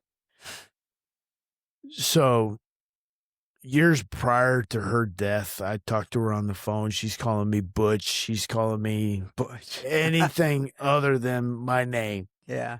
She doesn't know who the hell she's talking to. Uh-huh. I loved my grandmother. But I can't continue with the facade. She's calling me Butch. I'm playing along as if I'm Butch. Just to hear her voice. Eventually, I'm like, I can't do this anymore. She has no idea who the hell she's talking to. I can't. Okay, she's dead. I felt that big. Especially at my mom's funeral. And I'm telling family, yeah, I didn't do this because she was doing this. They forgave me, but I haven't forgiven myself. This is at my mom's funeral.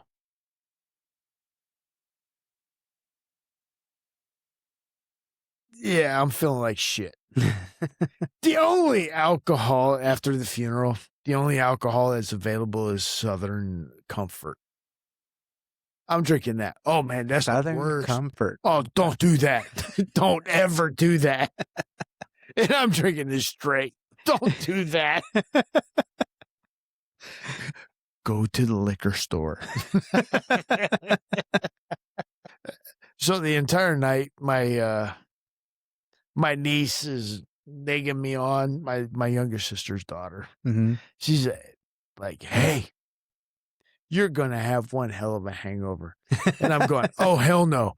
I've stocked up on some coconut water. I am good. Coconut water. Oh, man. For Mexicans, it's electrolyte water. It is. Yeah. Every single night. Like in Mexico, it's like you get drunk. Let's go to the gas station. We need some electrolyte. That is coconut water. It has all the electrolytes. Mm-hmm. That's what I was saying about coconut water. Mm-hmm. Because it's got all the electrolytes you need. Mm-hmm. That's why they were making fun of me. Do you have a cure for hangovers in the morning? Like actual, like coconut water. Now, really? Yeah. Okay, so you drink it in the mornings, or you drink it like same night as your? No, I if I'm planning for it, I drink it beforehand. Mm-hmm. I try to drink it while I'm drinking. Mm-hmm. And then in the morning, I'm drinking the hell out of it. Hey, usually when you're drinking, like as you're drinking and you're drinking electrolytes or coconut water, mm-hmm. you're fine in the morning. No hangover. If you do, it's mild. Not like mixing alcohol, beer, whiskey, and then wine. Going, oh my God, that hurts. You'll wake up, if you do all of that, you'll wake up with electrolytes. Oh, if you don't take electrolytes before, while you're drinking, and you wake up in the morning, when you drink electrolytes, it replenishes your body. Mm. For all the nutrients that are passed. Yeah.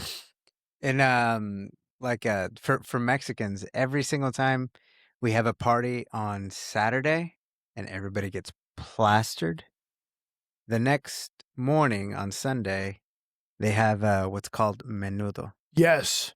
I was about to say, Yeah. Menudo? Yeah. Yep. Menudo. Yes. Menudo's a I've been godsend. in Texas for long enough to know Menudo. That's why when I saw Menudo because HEB is like a Texas kind of Mexico thing, right? There's yeah. HEBs in Nuevo Leon, but outside of I've never heard of HEB. No. So when I first moved to Austin, I went to an HEB and I saw this little soup like thing, and I was like, "What kind of soups do they have?" And then I see Menudo, and I'm like, like what? You know how hard it is to find some good menudo, like. Actually, here in Austin, not hard. No, but in Nevada, you're up shit creek without a paddle. Pretty much. And to be honest, I've never had it. Menudo. Mm-hmm. When I found out they've got tripe. Tripe, yeah. I'm not a fan of tripe. No one is. I'm only a fan because I was indoctrinated in it since I was a kid, and I loved it as a kid. But it wasn't. So I went to Mexico as a kid at some point, and I remember like they killed the cow right in front of me. They were like, "We're gonna show you how to kill a cow, how to skin it, how to get everything you need from it." And so my uncle, he just traumatized. Yeah, he's like, "Hey, so this gun right here, bah, so loud." Then I just see the blood squirting now, and I'm just like, "Oh man, what do I do?"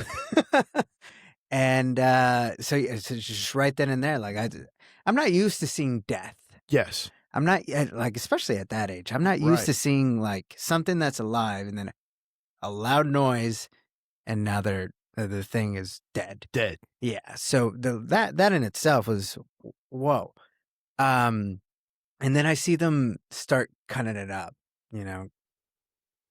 skip everything, getting the guts out. Like they put the guts on a wheelbarrow, and on the wheelbarrow, like I smell it. It smells like shit. And then they take the wheelbarrow over to my aunts and my mom and all them. My mom wasn't there, but I get. They took it to them, and they started cutting the guts up, and I saw the shit, like actual cow shit. Like I know what that looks like because I see it on the ground all the time. The cow patty. Yeah, and they cut it up, and I see the cow shit, and I'm like, dude. What the fuck? And they start cleaning it. They start putting water on it. They start cleaning that. They start scraping all the hair off. Like they start cleaning that shit. And then I'm just like, all right, whatever. I'm going to go over there. Then the next day we have Menudo, and I'm excited. I'm like, oh, Menudo, cool. Fuck yeah. Hell yeah. Remember that cow we killed? Yeah. Yeah. That was my moment. That was my like, oh shit, what? The thing that had poop in it? What? Yes. Yeah. The first time I happened to see like death like that, I think I was 6, 7. Mm-hmm. 6, 7. Do you know that meme? No. Or that trend? If you ask any young kid, you say 6, 7, they'll do this thing. 6, 7. My dad was in Germany. We were in this place called Bamberg. Mm-hmm. We had a castle called what was it? I think it starts with a G. A castle? A castle. Castle. The castle had a restaurant. Uh-huh. And my parents, so in the military, you can get paid once a month or twice a month, on the 15th or the 30th. Uh-huh. My dad had this twice a month payment. Mm-hmm. So he'd get paid half his pay on the 15th and then half the pay on the 30th. Mm-hmm.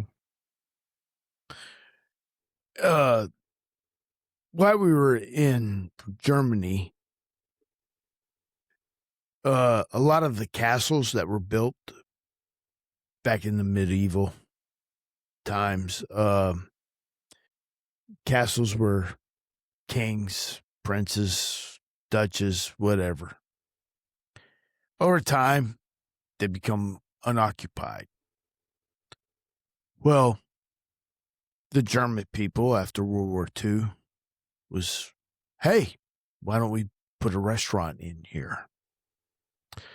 So there was a restaurant in one of the castles that we used to go to at least once a month. My parents became friends with the owners, Mm-hmm.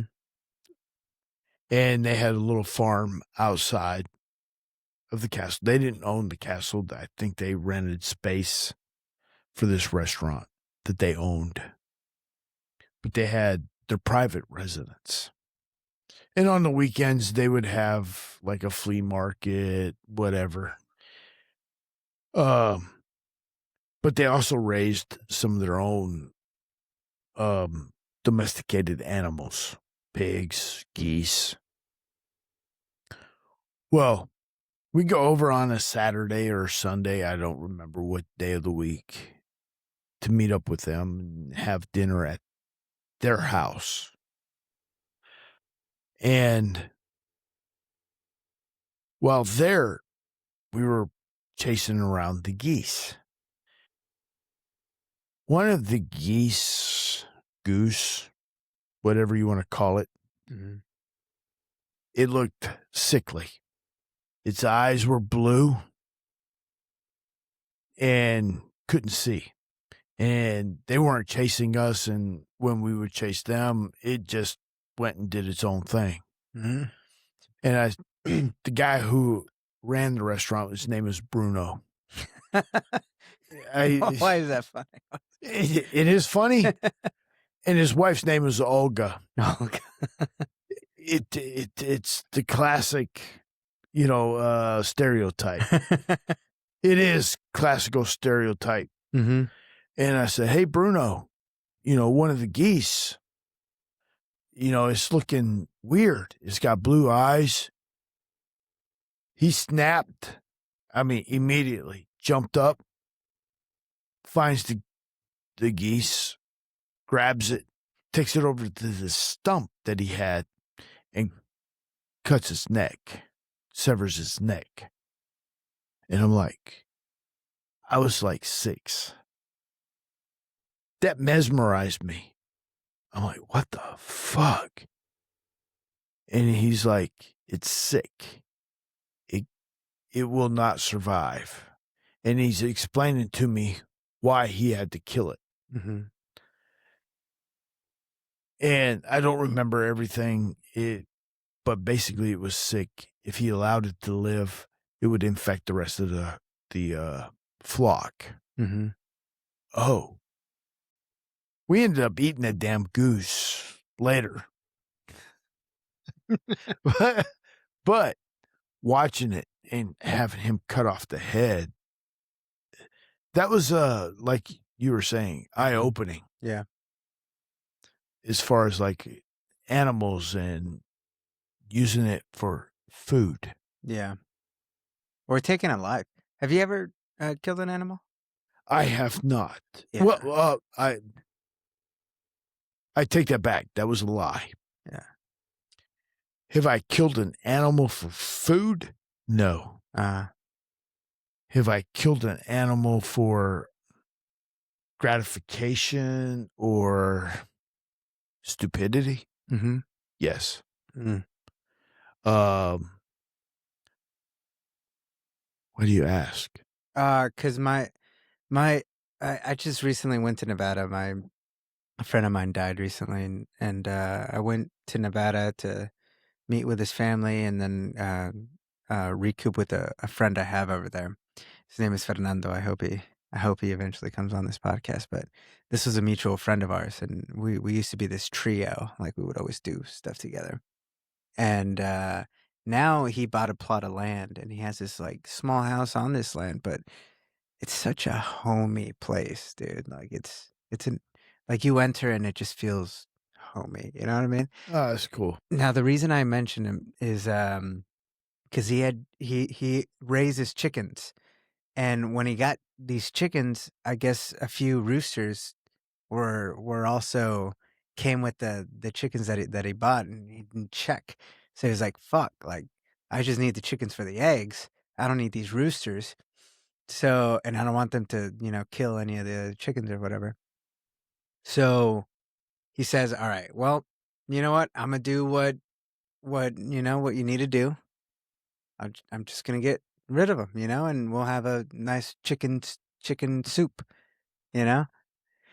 And so he takes a video of himself like perform, like, "All right, like I'm gonna kill this rooster because like this is gonna be the end of them." And he gets this little like funnel looking thing, attaches it to the wall so he can put the rooster in it, and then so he has control over it when he slits his throat. And so he just does his explanation, and then he goes over, puts it in there, and then he's just grabbing it, and then he's just like like walks away like, oh, and then he just sees this blood splatter all over, just and then you see like the hands moving and all this, and he never ate it. He never ate it. He was like, "Yeah, fuck that." Like it's in his freezer right now, and he sees it as this is my sign of respect for it, because I'm so sorry. I'm so sorry. And then my brother, my dad made my little brother a few years, maybe 5 years ago. This was at our house. He made him like, "All right, you're gonna learn how to kill a chicken." So he made my little brother. I think he was like 8-ish years old, 9, 10-ish, around there. And killed his first chicken, and he just saw him just like fucking do that, but he wasn't really affected. Killing is a unnatural act. Yeah. Period. It's an unnatural act. There is a reason that we have some sort of hesitation. Mm-hmm. It is God's creation. God has given man dominion over the earth, over the land, the fowl, the animals. Mm-hmm. We are to eat animals. So when I say it is a unnatural act, killing another human being, you're talking about Cain and Abel. Mm-hmm. It is. That was the first death in the Bible? Yes. Wow. That is the first death, and it was murder. It was murder, yeah. It's an unnatural act. That's why we as humans recoil and repulsed by it. However, how else are we going to get protein? There is a difference between murder and killing. Mm-hmm. It says, "Thou shalt not kill." The actual Greek translation says, "You shall not murder." Okay. Changes the whole definition of that, doesn't it? Mm-hmm.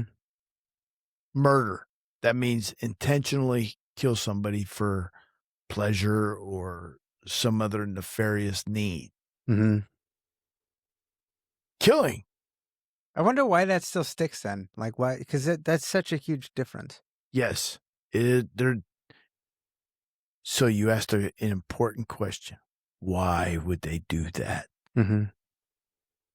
So, if we are living in a simulation, how do you prevent people from defending themselves? Defending themselves. If we Yes. are in a simulation, Yes. how do you prevent people from defending themselves from what? Some other predator. So, another human predator. Yeah. You call it murder, or you call it killing. Uh-huh. So, "Thou shalt not kill," rather than "Thou shalt not murder." Two different things. Yeah. Murder is intentional. Mm-hmm. Killing is self-preservation. Killing is self-preservation. Okay. You got somebody breaking in your house that wants to rape your wife. You're going to fucking kill the guy. Yeah. Right? Yeah. Killing and murder is something totally different. You go into conflict. Are you murdering or are you killing the enemy? Mm-hmm. You're killing the enemy. You're not murdering them. Murdering is a premeditated act. Cain and Abel, that was a premeditated act. Mm-hmm. God telling the Hebrews, the Israelites to Israelites, yes, thank you, to eliminate the Philistines. Is that murder or is that killing? You got a bunch of pedophiles next door. Is it murder or is it killing? They're preying on your children. Say you have a pedophile living next door to you. You catch them in the act of preying on a child and you kill them. Was it murder? Okay. Or was it defense? Uh-huh. Killing. Either way, it's killing. Mm-hmm. Is it in the defense of somebody else or is it premeditated? It is murder if it's premeditated. Mm-hmm. It is murder if you set up a situation in which it would be murder. If you consciously do that. Right. So how do you differentiate like if you murdered somebody like physically, like you were direct in the act, as opposed to you ordered the murder? If it's an intentional act to create a circumstance in which somebody would put themselves in a position where you could kill them, that is premeditated murder. If you happen to catch, let's say, for example, I know I got a pedophile next door. I've got my niece coming over. I'm going to set it up to where this fucker next door will attack my niece. Entrapment. It's entrapment. That's intentional murder. You're using your niece as bait. Yeah. It's a different thing that your niece comes over. You have no idea that this guy's a pedophile and he attacks your niece. You catch him in the act and you kill him. That is not premeditated murder. Now let's say that's not murder. That is in the defense of somebody else. Mm-hmm. Okay. Well, to that point, you're a senator or a representative that you vote to go to war, or you vote to bomb this country. Or, I mean, let's just take it to the highest level. Can you be the leader of a nation and still go to heaven? Yes. Just because you ordered war. Just because you ordered death. You ordered death. There is a reason that was brought about. We have ample historical evidence. Think about this. George Washington and our Continental Congress were Protestants. The reason that I use that word Protestant, if you think about, all right, wait, perfect example. Are you familiar with Alvin C. York? No. Alvin C. York was a Christian from Tennessee. I think it was Tennessee. Forgive me if I'm wrong. He was a Christian man, brought up on the principles, thou shalt not kill. Mm-hmm. Not distinguishing between the difference between kill and murder. He was drafted during World War I. He was what they called a conscientious objector. Is this was Hacksaw Ridge was about? No. Oh. This was well before Hacksaw Ridge. That was during World War II. Uh, Alvin C. York was assigned to the infantry. Infantry, you're to kill.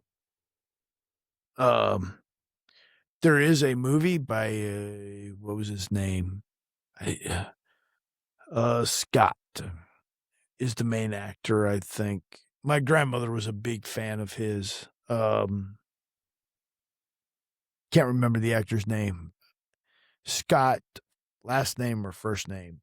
I think it was last name. mm-hmm. But if you Sergeant York is the name of the movie. Mm-hmm. Yep, there it is. Watch Sergeant York. What's the main actor? Oh shit. He should be there. Details. Sergeant York. Cast Gary Cooper. Gary Cooper. Gary Cooper. Gary Cooper is the main actor. Mm. He gets drafted during World War One. Like the in real life? In real life. Or in the movie? No, in real life. In real life. The movie is based on his life. Oh, okay. He gets drafted. He's like, hey, I'm a conscientious objector. I do not agree with killing another human being. His leadership has doubts about him. Uh-huh. He's an expert marksmanship. I mean, he's an expert marksman. He can freaking...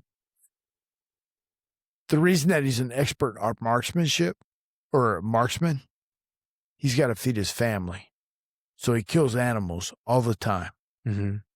He kills rodents. He kills big game. He's got to keep his family fed. Mm-hmm. They're like, wait, you kill for nourishment. Why can't you kill another human being? He's like, the Bible says thou shalt not kill. They have to work on him because he is an expert when it comes to shooting. He grew up with no money. They had nothing. So the only food that they brought is what they could catch or kill. Mm-hmm. As far as protein. They were dirt poor. They got fucking nothing. So the military works on him to accept the fact that he can kill. Mm-hmm. He's adverse to killing another human being. But the man becomes a fucking hero. And I don't want to say he doesn't kill, but he captures 80 Germans in one assault. And he does it. Captures them? Captures them. And he does it solo. Read up on the story. Mm-hmm. It's freaking phenomenal. And he's a conscientious objector. Mm-hmm. He's not the only one. You said about Hacksaw Ridge. Mm-hmm. He was a conscientious objector. Mm-hmm. It means I don't want to kill. I don't want to carry a weapon. I'm not participating. Mm-hmm. They're like, the fuck you aren't. Mm-hmm. You can go in there armless. We don't care. What do you end up doing? Saving something like 100 and some odd men? Yeah. Freaking phenomenal. See what God can do when you actually believe.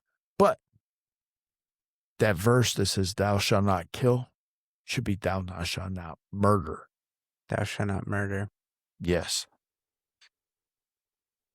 Yeah, that I bring it to the president because it does bother me that there is so much death that we're just co-signing all around the world. Is that we've caused directly or indirectly, and then like namely, what really got me really just thinking about like this aspect of the United States and their foreign policy and how we involve ourselves in different countries like South America or whatever. It I know your fucking sentiment. it's Like you said earlier, the House of Representatives was supposed to represent the people. The Senate was supposed to represent the states. And the president was supposed to, like, in between these two interests. These were the only two interests. But now it feels like the president is not beholden to these two interests or the interests of the people. It's beholden to the world. The contributors. The contributors, right? Fuck the world. It's the contributors. Mm-hmm. The president, yeah, that's what it is. Contributors. Those that contribute to his campaign. To Trump's campaign. Yeah. Yes. Yeah. And it's not just Trump. Mm-hmm. It's Biden. It's Obama. It's Bush. It's Reagan. Donor class is what I call them. And that's what it comes out to. Mm-hmm. Here's my beef with the entire system. Mm-hmm. Is that corporations are considered citizens. Oh yeah, the live individuals. Yeah. If they're live individuals and they're citizens. Chevron case in the Supreme Court, right? It goes back even further than that. Okay. But if they're citizens, why the fuck don't they get to vote? The corporations? Corporations. They can't vote. Yeah. They're not people. Yeah. But they could donate to campaigns. They can donate the fuck. It's the, what was the one where they said it was pretty much wide open, the Supreme Court case? Why can't I think of that? I thought it was a Chevron case. No, it might be a Chevron, but it was a Supreme Court case. It wasn't Chevron. You want to ask Grok? Oh, man, what the hell was it?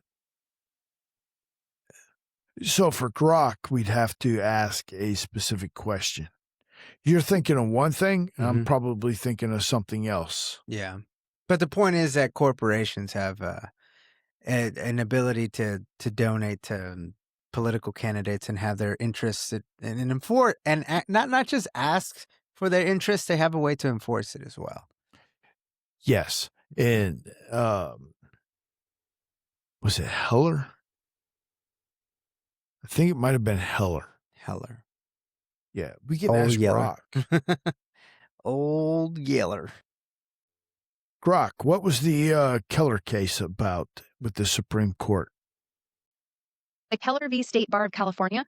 In 1990, the Supreme Court said state bars can't force dues-paying members to subsidize political or ideological stuff, like lobbying or abortion rights ads, that they don't believe in. Basically drew a line. Your money funds regulation, your conscience stays clean. That's not it. But it comes down to the First Amendment, and that's what it was based on, is that corporations have First Amendment rights as well. Right. Right. Government creation, forcing dues into political advocacy still counts as compelled speech. That's the core. If you're... Citizens United. Yeah, that one let corporations spend. Citizens United is, I think, what we're both talking about. Yeah. Yes. I think that's... I think you're right. Yeah. The Citizens United. Citizens United, yeah. This is that the corporations have First Amendment rights too. Bullshit. They don't pay taxes like you and I do. The reasons that corporations were granted rights in the first place is because of taxation. Had we been set up, get rid of 1913 and the Federal Reserve, and still had silver and gold as our monetary standard, all of that would have probably went bullshit anyway. Because in order to run, you had to run on your own fucking dime. And that's the way it should be now. Because you had Washington, Jefferson, Adams, both son and father. They ran on their own dime. They were private entities that went into public sector. They paid for their own campaigns. got elected, had their own cabinets. When we start getting into the Federal Reserve, you have other interests other than the American people. Now you have business interests. Yeah. Businesses can contribute trillions of dollars that you and I don't know about. They've got super PACs. They've got individual campaign contributions, what they pay directly. They can create a super PAC. They can create ads. There's different contribution methods that they have that you and I don't. Yeah. They're paying for the ads. What do you and I have to offer a candidate other than our vote? Mm-hmm. Nothing. Do they fear us as voters? No, not anymore. They cheat. I think they're starting to, though. That's the way it should be. I think they're starting to get not scared, but at least, give us our due. And I think these types of conversations are helping with that. But namely over like this issue and the Israel issue, like their influence within our government. How about we table this? Yeah. I would love to be a guest again. Yeah. Hell yeah. Open door. Next Whenever time you I want. bring the bottle. Yeah.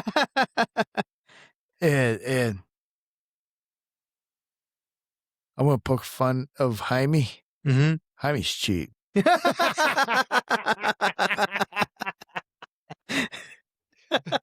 I like Jaime. He pokes fun of me all the time. Yeah. Shout out Jaime. No, for real. Thank you, Jaime. Thank you, Mario, for bringing this together. This was awesome, man. Yes, I have enjoyed myself immensely. Yeah. Thank you. Hell yeah. I hope I've not been a bore. No. I mean, Jesus, it's hard to sit down with someone for 6 hours if it's boring. It's really hard. No, I see your eyes, and my eyes are doing the same thing, and I'm going, okay, let's. Oh shit! Oh, what? Till next time. I do live in Bastrop, so I don't live too far. Oh, there you go. Like I'm saying, I want to have more of these types of conversations. More like hopefully like more differing opinions from a genuine place, and then like bringing everybody together here just to talk about. The other day, me and Carlos started doing these mock debates. Like even though we both agree on the subject, we forced each other to. You have to play the other side, and you have to try to win this debate, like no matter what. No, you're going to have to find somebody with an opposing view that is level-headed. Yeah, but that's what was fun about that is that we both like no matter what, we know that we both agree on this thing, but one of us has to articulate the opposing view in a very convincing way, in a way that we can win this debate. Oh shit, you're talking law school shit. Well, I don't know. I didn't know that was a law school thing. It was just a fun thing to do. No, you remember back in high school, they had debating class? Mm-hmm. That's what it's designed to do. They give you, think about an attorney, whether it's a criminal case or whatever. Mm-hmm. We'll take a criminal case. You have got a defendant that you have to defend, even though the evidence is overwhelmingly says that fucker is guilty. You have to defend him. Yeah. Because that is your obligation. Uh-huh. As a prosecutor, you are prosecuting a crime. You got to defend it where the evidence is overwhelmingly that this guy did not do it. Mm-hmm. The case should have never been brought forth in the first place. But I digress. Yeah. But as the prosecutor, and that is your defendant, mm-hmm. you have to bring the full weight of government against that individual. Mm-hmm. That is debate class. Well, there you go. Now we could like have debate with friends. Like I think that's a fun thing to do, just socially with people that you like enjoy being around. I prefer to do that with somebody that's actually opposed. Yeah. So like, No. But even that, like, just emotionally All right. level-headed, right? emotionally level-headed. I could do it, but I'd have a hard time. Yeah. Because let's say I take the anti-gun defense, Yeah. that I'm an anti-gunner. Yeah. I want to impose my will upon you. Uh-huh. No, that's not what you're doing. You're the anti-gunner. Right. No, what you're doing is you're trying to protect children because there's been way too many school shootings. Bullshit. Well, yeah, but that's on me to say bullshit. You have to Yes. say your bullshit, Yes. and then I have to articulate the Yeah, defense, I and then you'd have- be like, all right, well, yeah, regardless, every child life is an innocent life. You know, like, Yeah. Yes, I understand where you're going, but the overall reaching goal is to encroach and get you to surrender your right. yeah. But I guess the point of the exercise is to try to forget that side of your brain for a sec. Yes. And That's where I have a hard time. yeah. I can do it. And yes, what's the first thing that they do to give up your rights is to throw out the children in the front. What is this, like a historical thing or what? Yes, it is. It is historical. And think about this as a terrorist. What do you want as a hostage? What do you want as a hostage? Yes. High value hostage. Right. What is a high value hostage? Someone who holds power, someone who has Bullshit. money, A child. someone who has a child. You want to hold a child as hostage. Because who wants to see a child being executed on public TV? Nobody. Is that even possible to do, though? Yes, it is. To put on public TV? They won't show it, they'll edit it. Oh. But if you want a country to come to its knees, there was an episode in, I think, Georgia, so former Soviet Union, Georgia. They had some. So like Georgia out in the east, out by Russia, folks. Yes, Like, yeah. They're- This is they're- not Atlanta, Georgia. No, it is not the United States. This Yeah. was in the Soviet Union, Yeah. where this episode happened, where they had terrorists.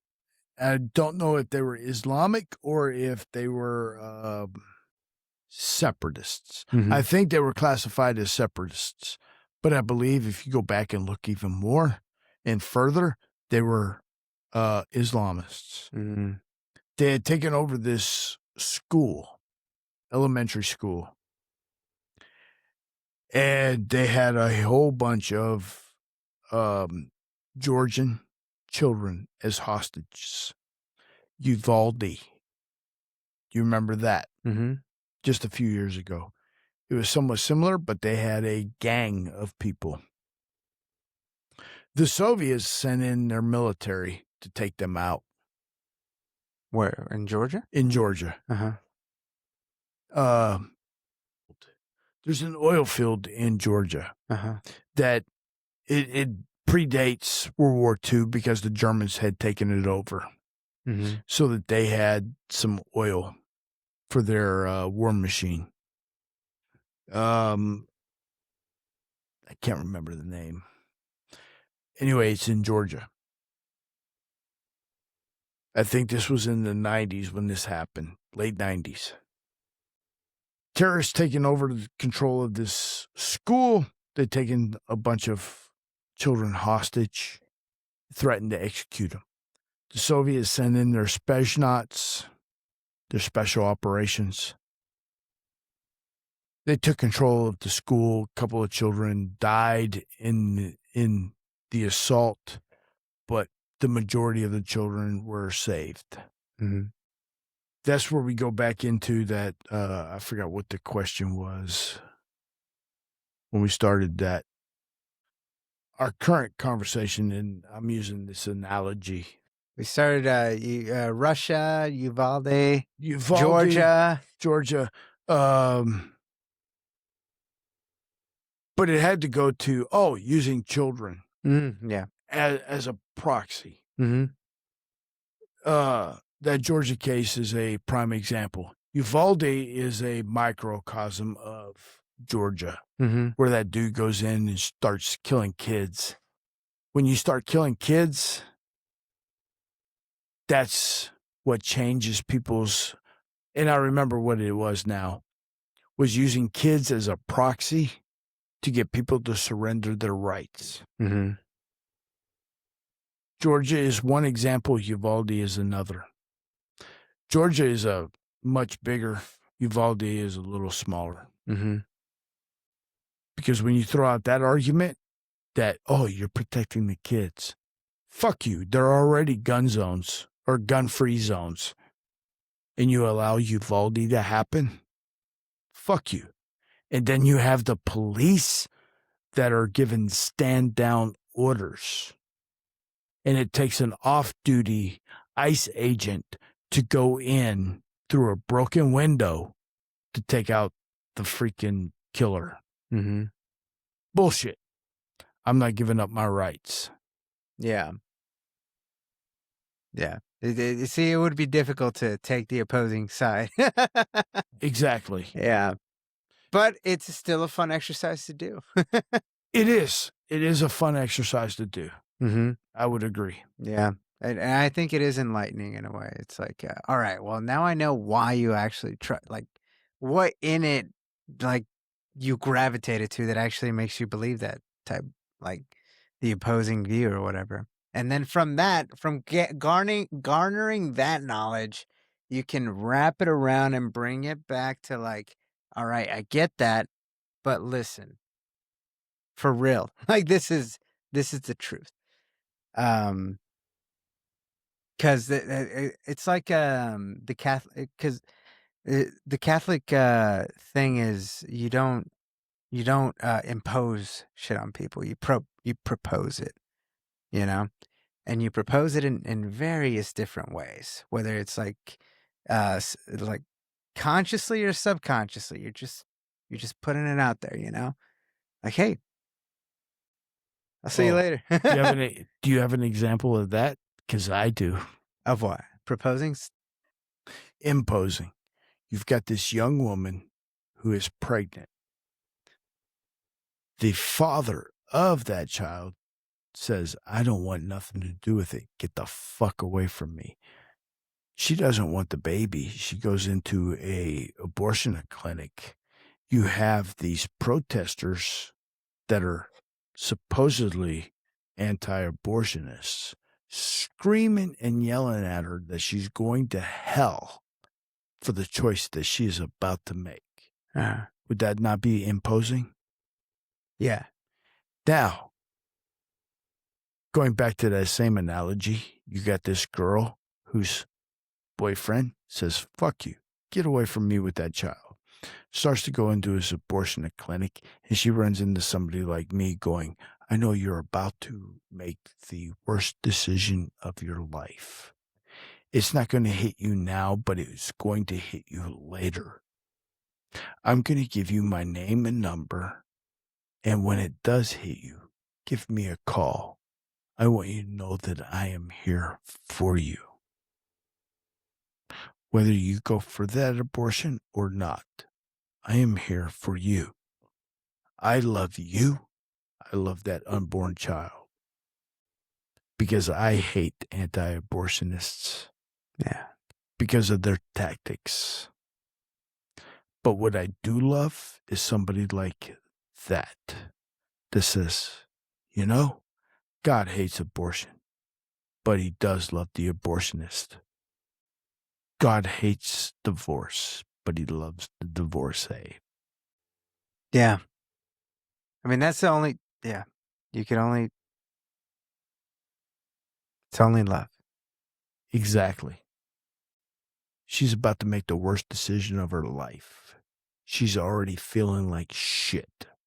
Why do we need some anti-abortionist yelling at her that she's going to hell? What she's going to need when she comes out of there is love. Unconditional love. In the Old Testament, she would be stoned. Jesus changed that. Yes. You without sin cast the first stone. We all have sin. When you get a revelation of that, I can't condemn somebody that's got an abortion. Yeah. Gerardo, man, this has been a pleasure. Thank you very much. David Thomas, folks. Till next time. Thanks for coming, man.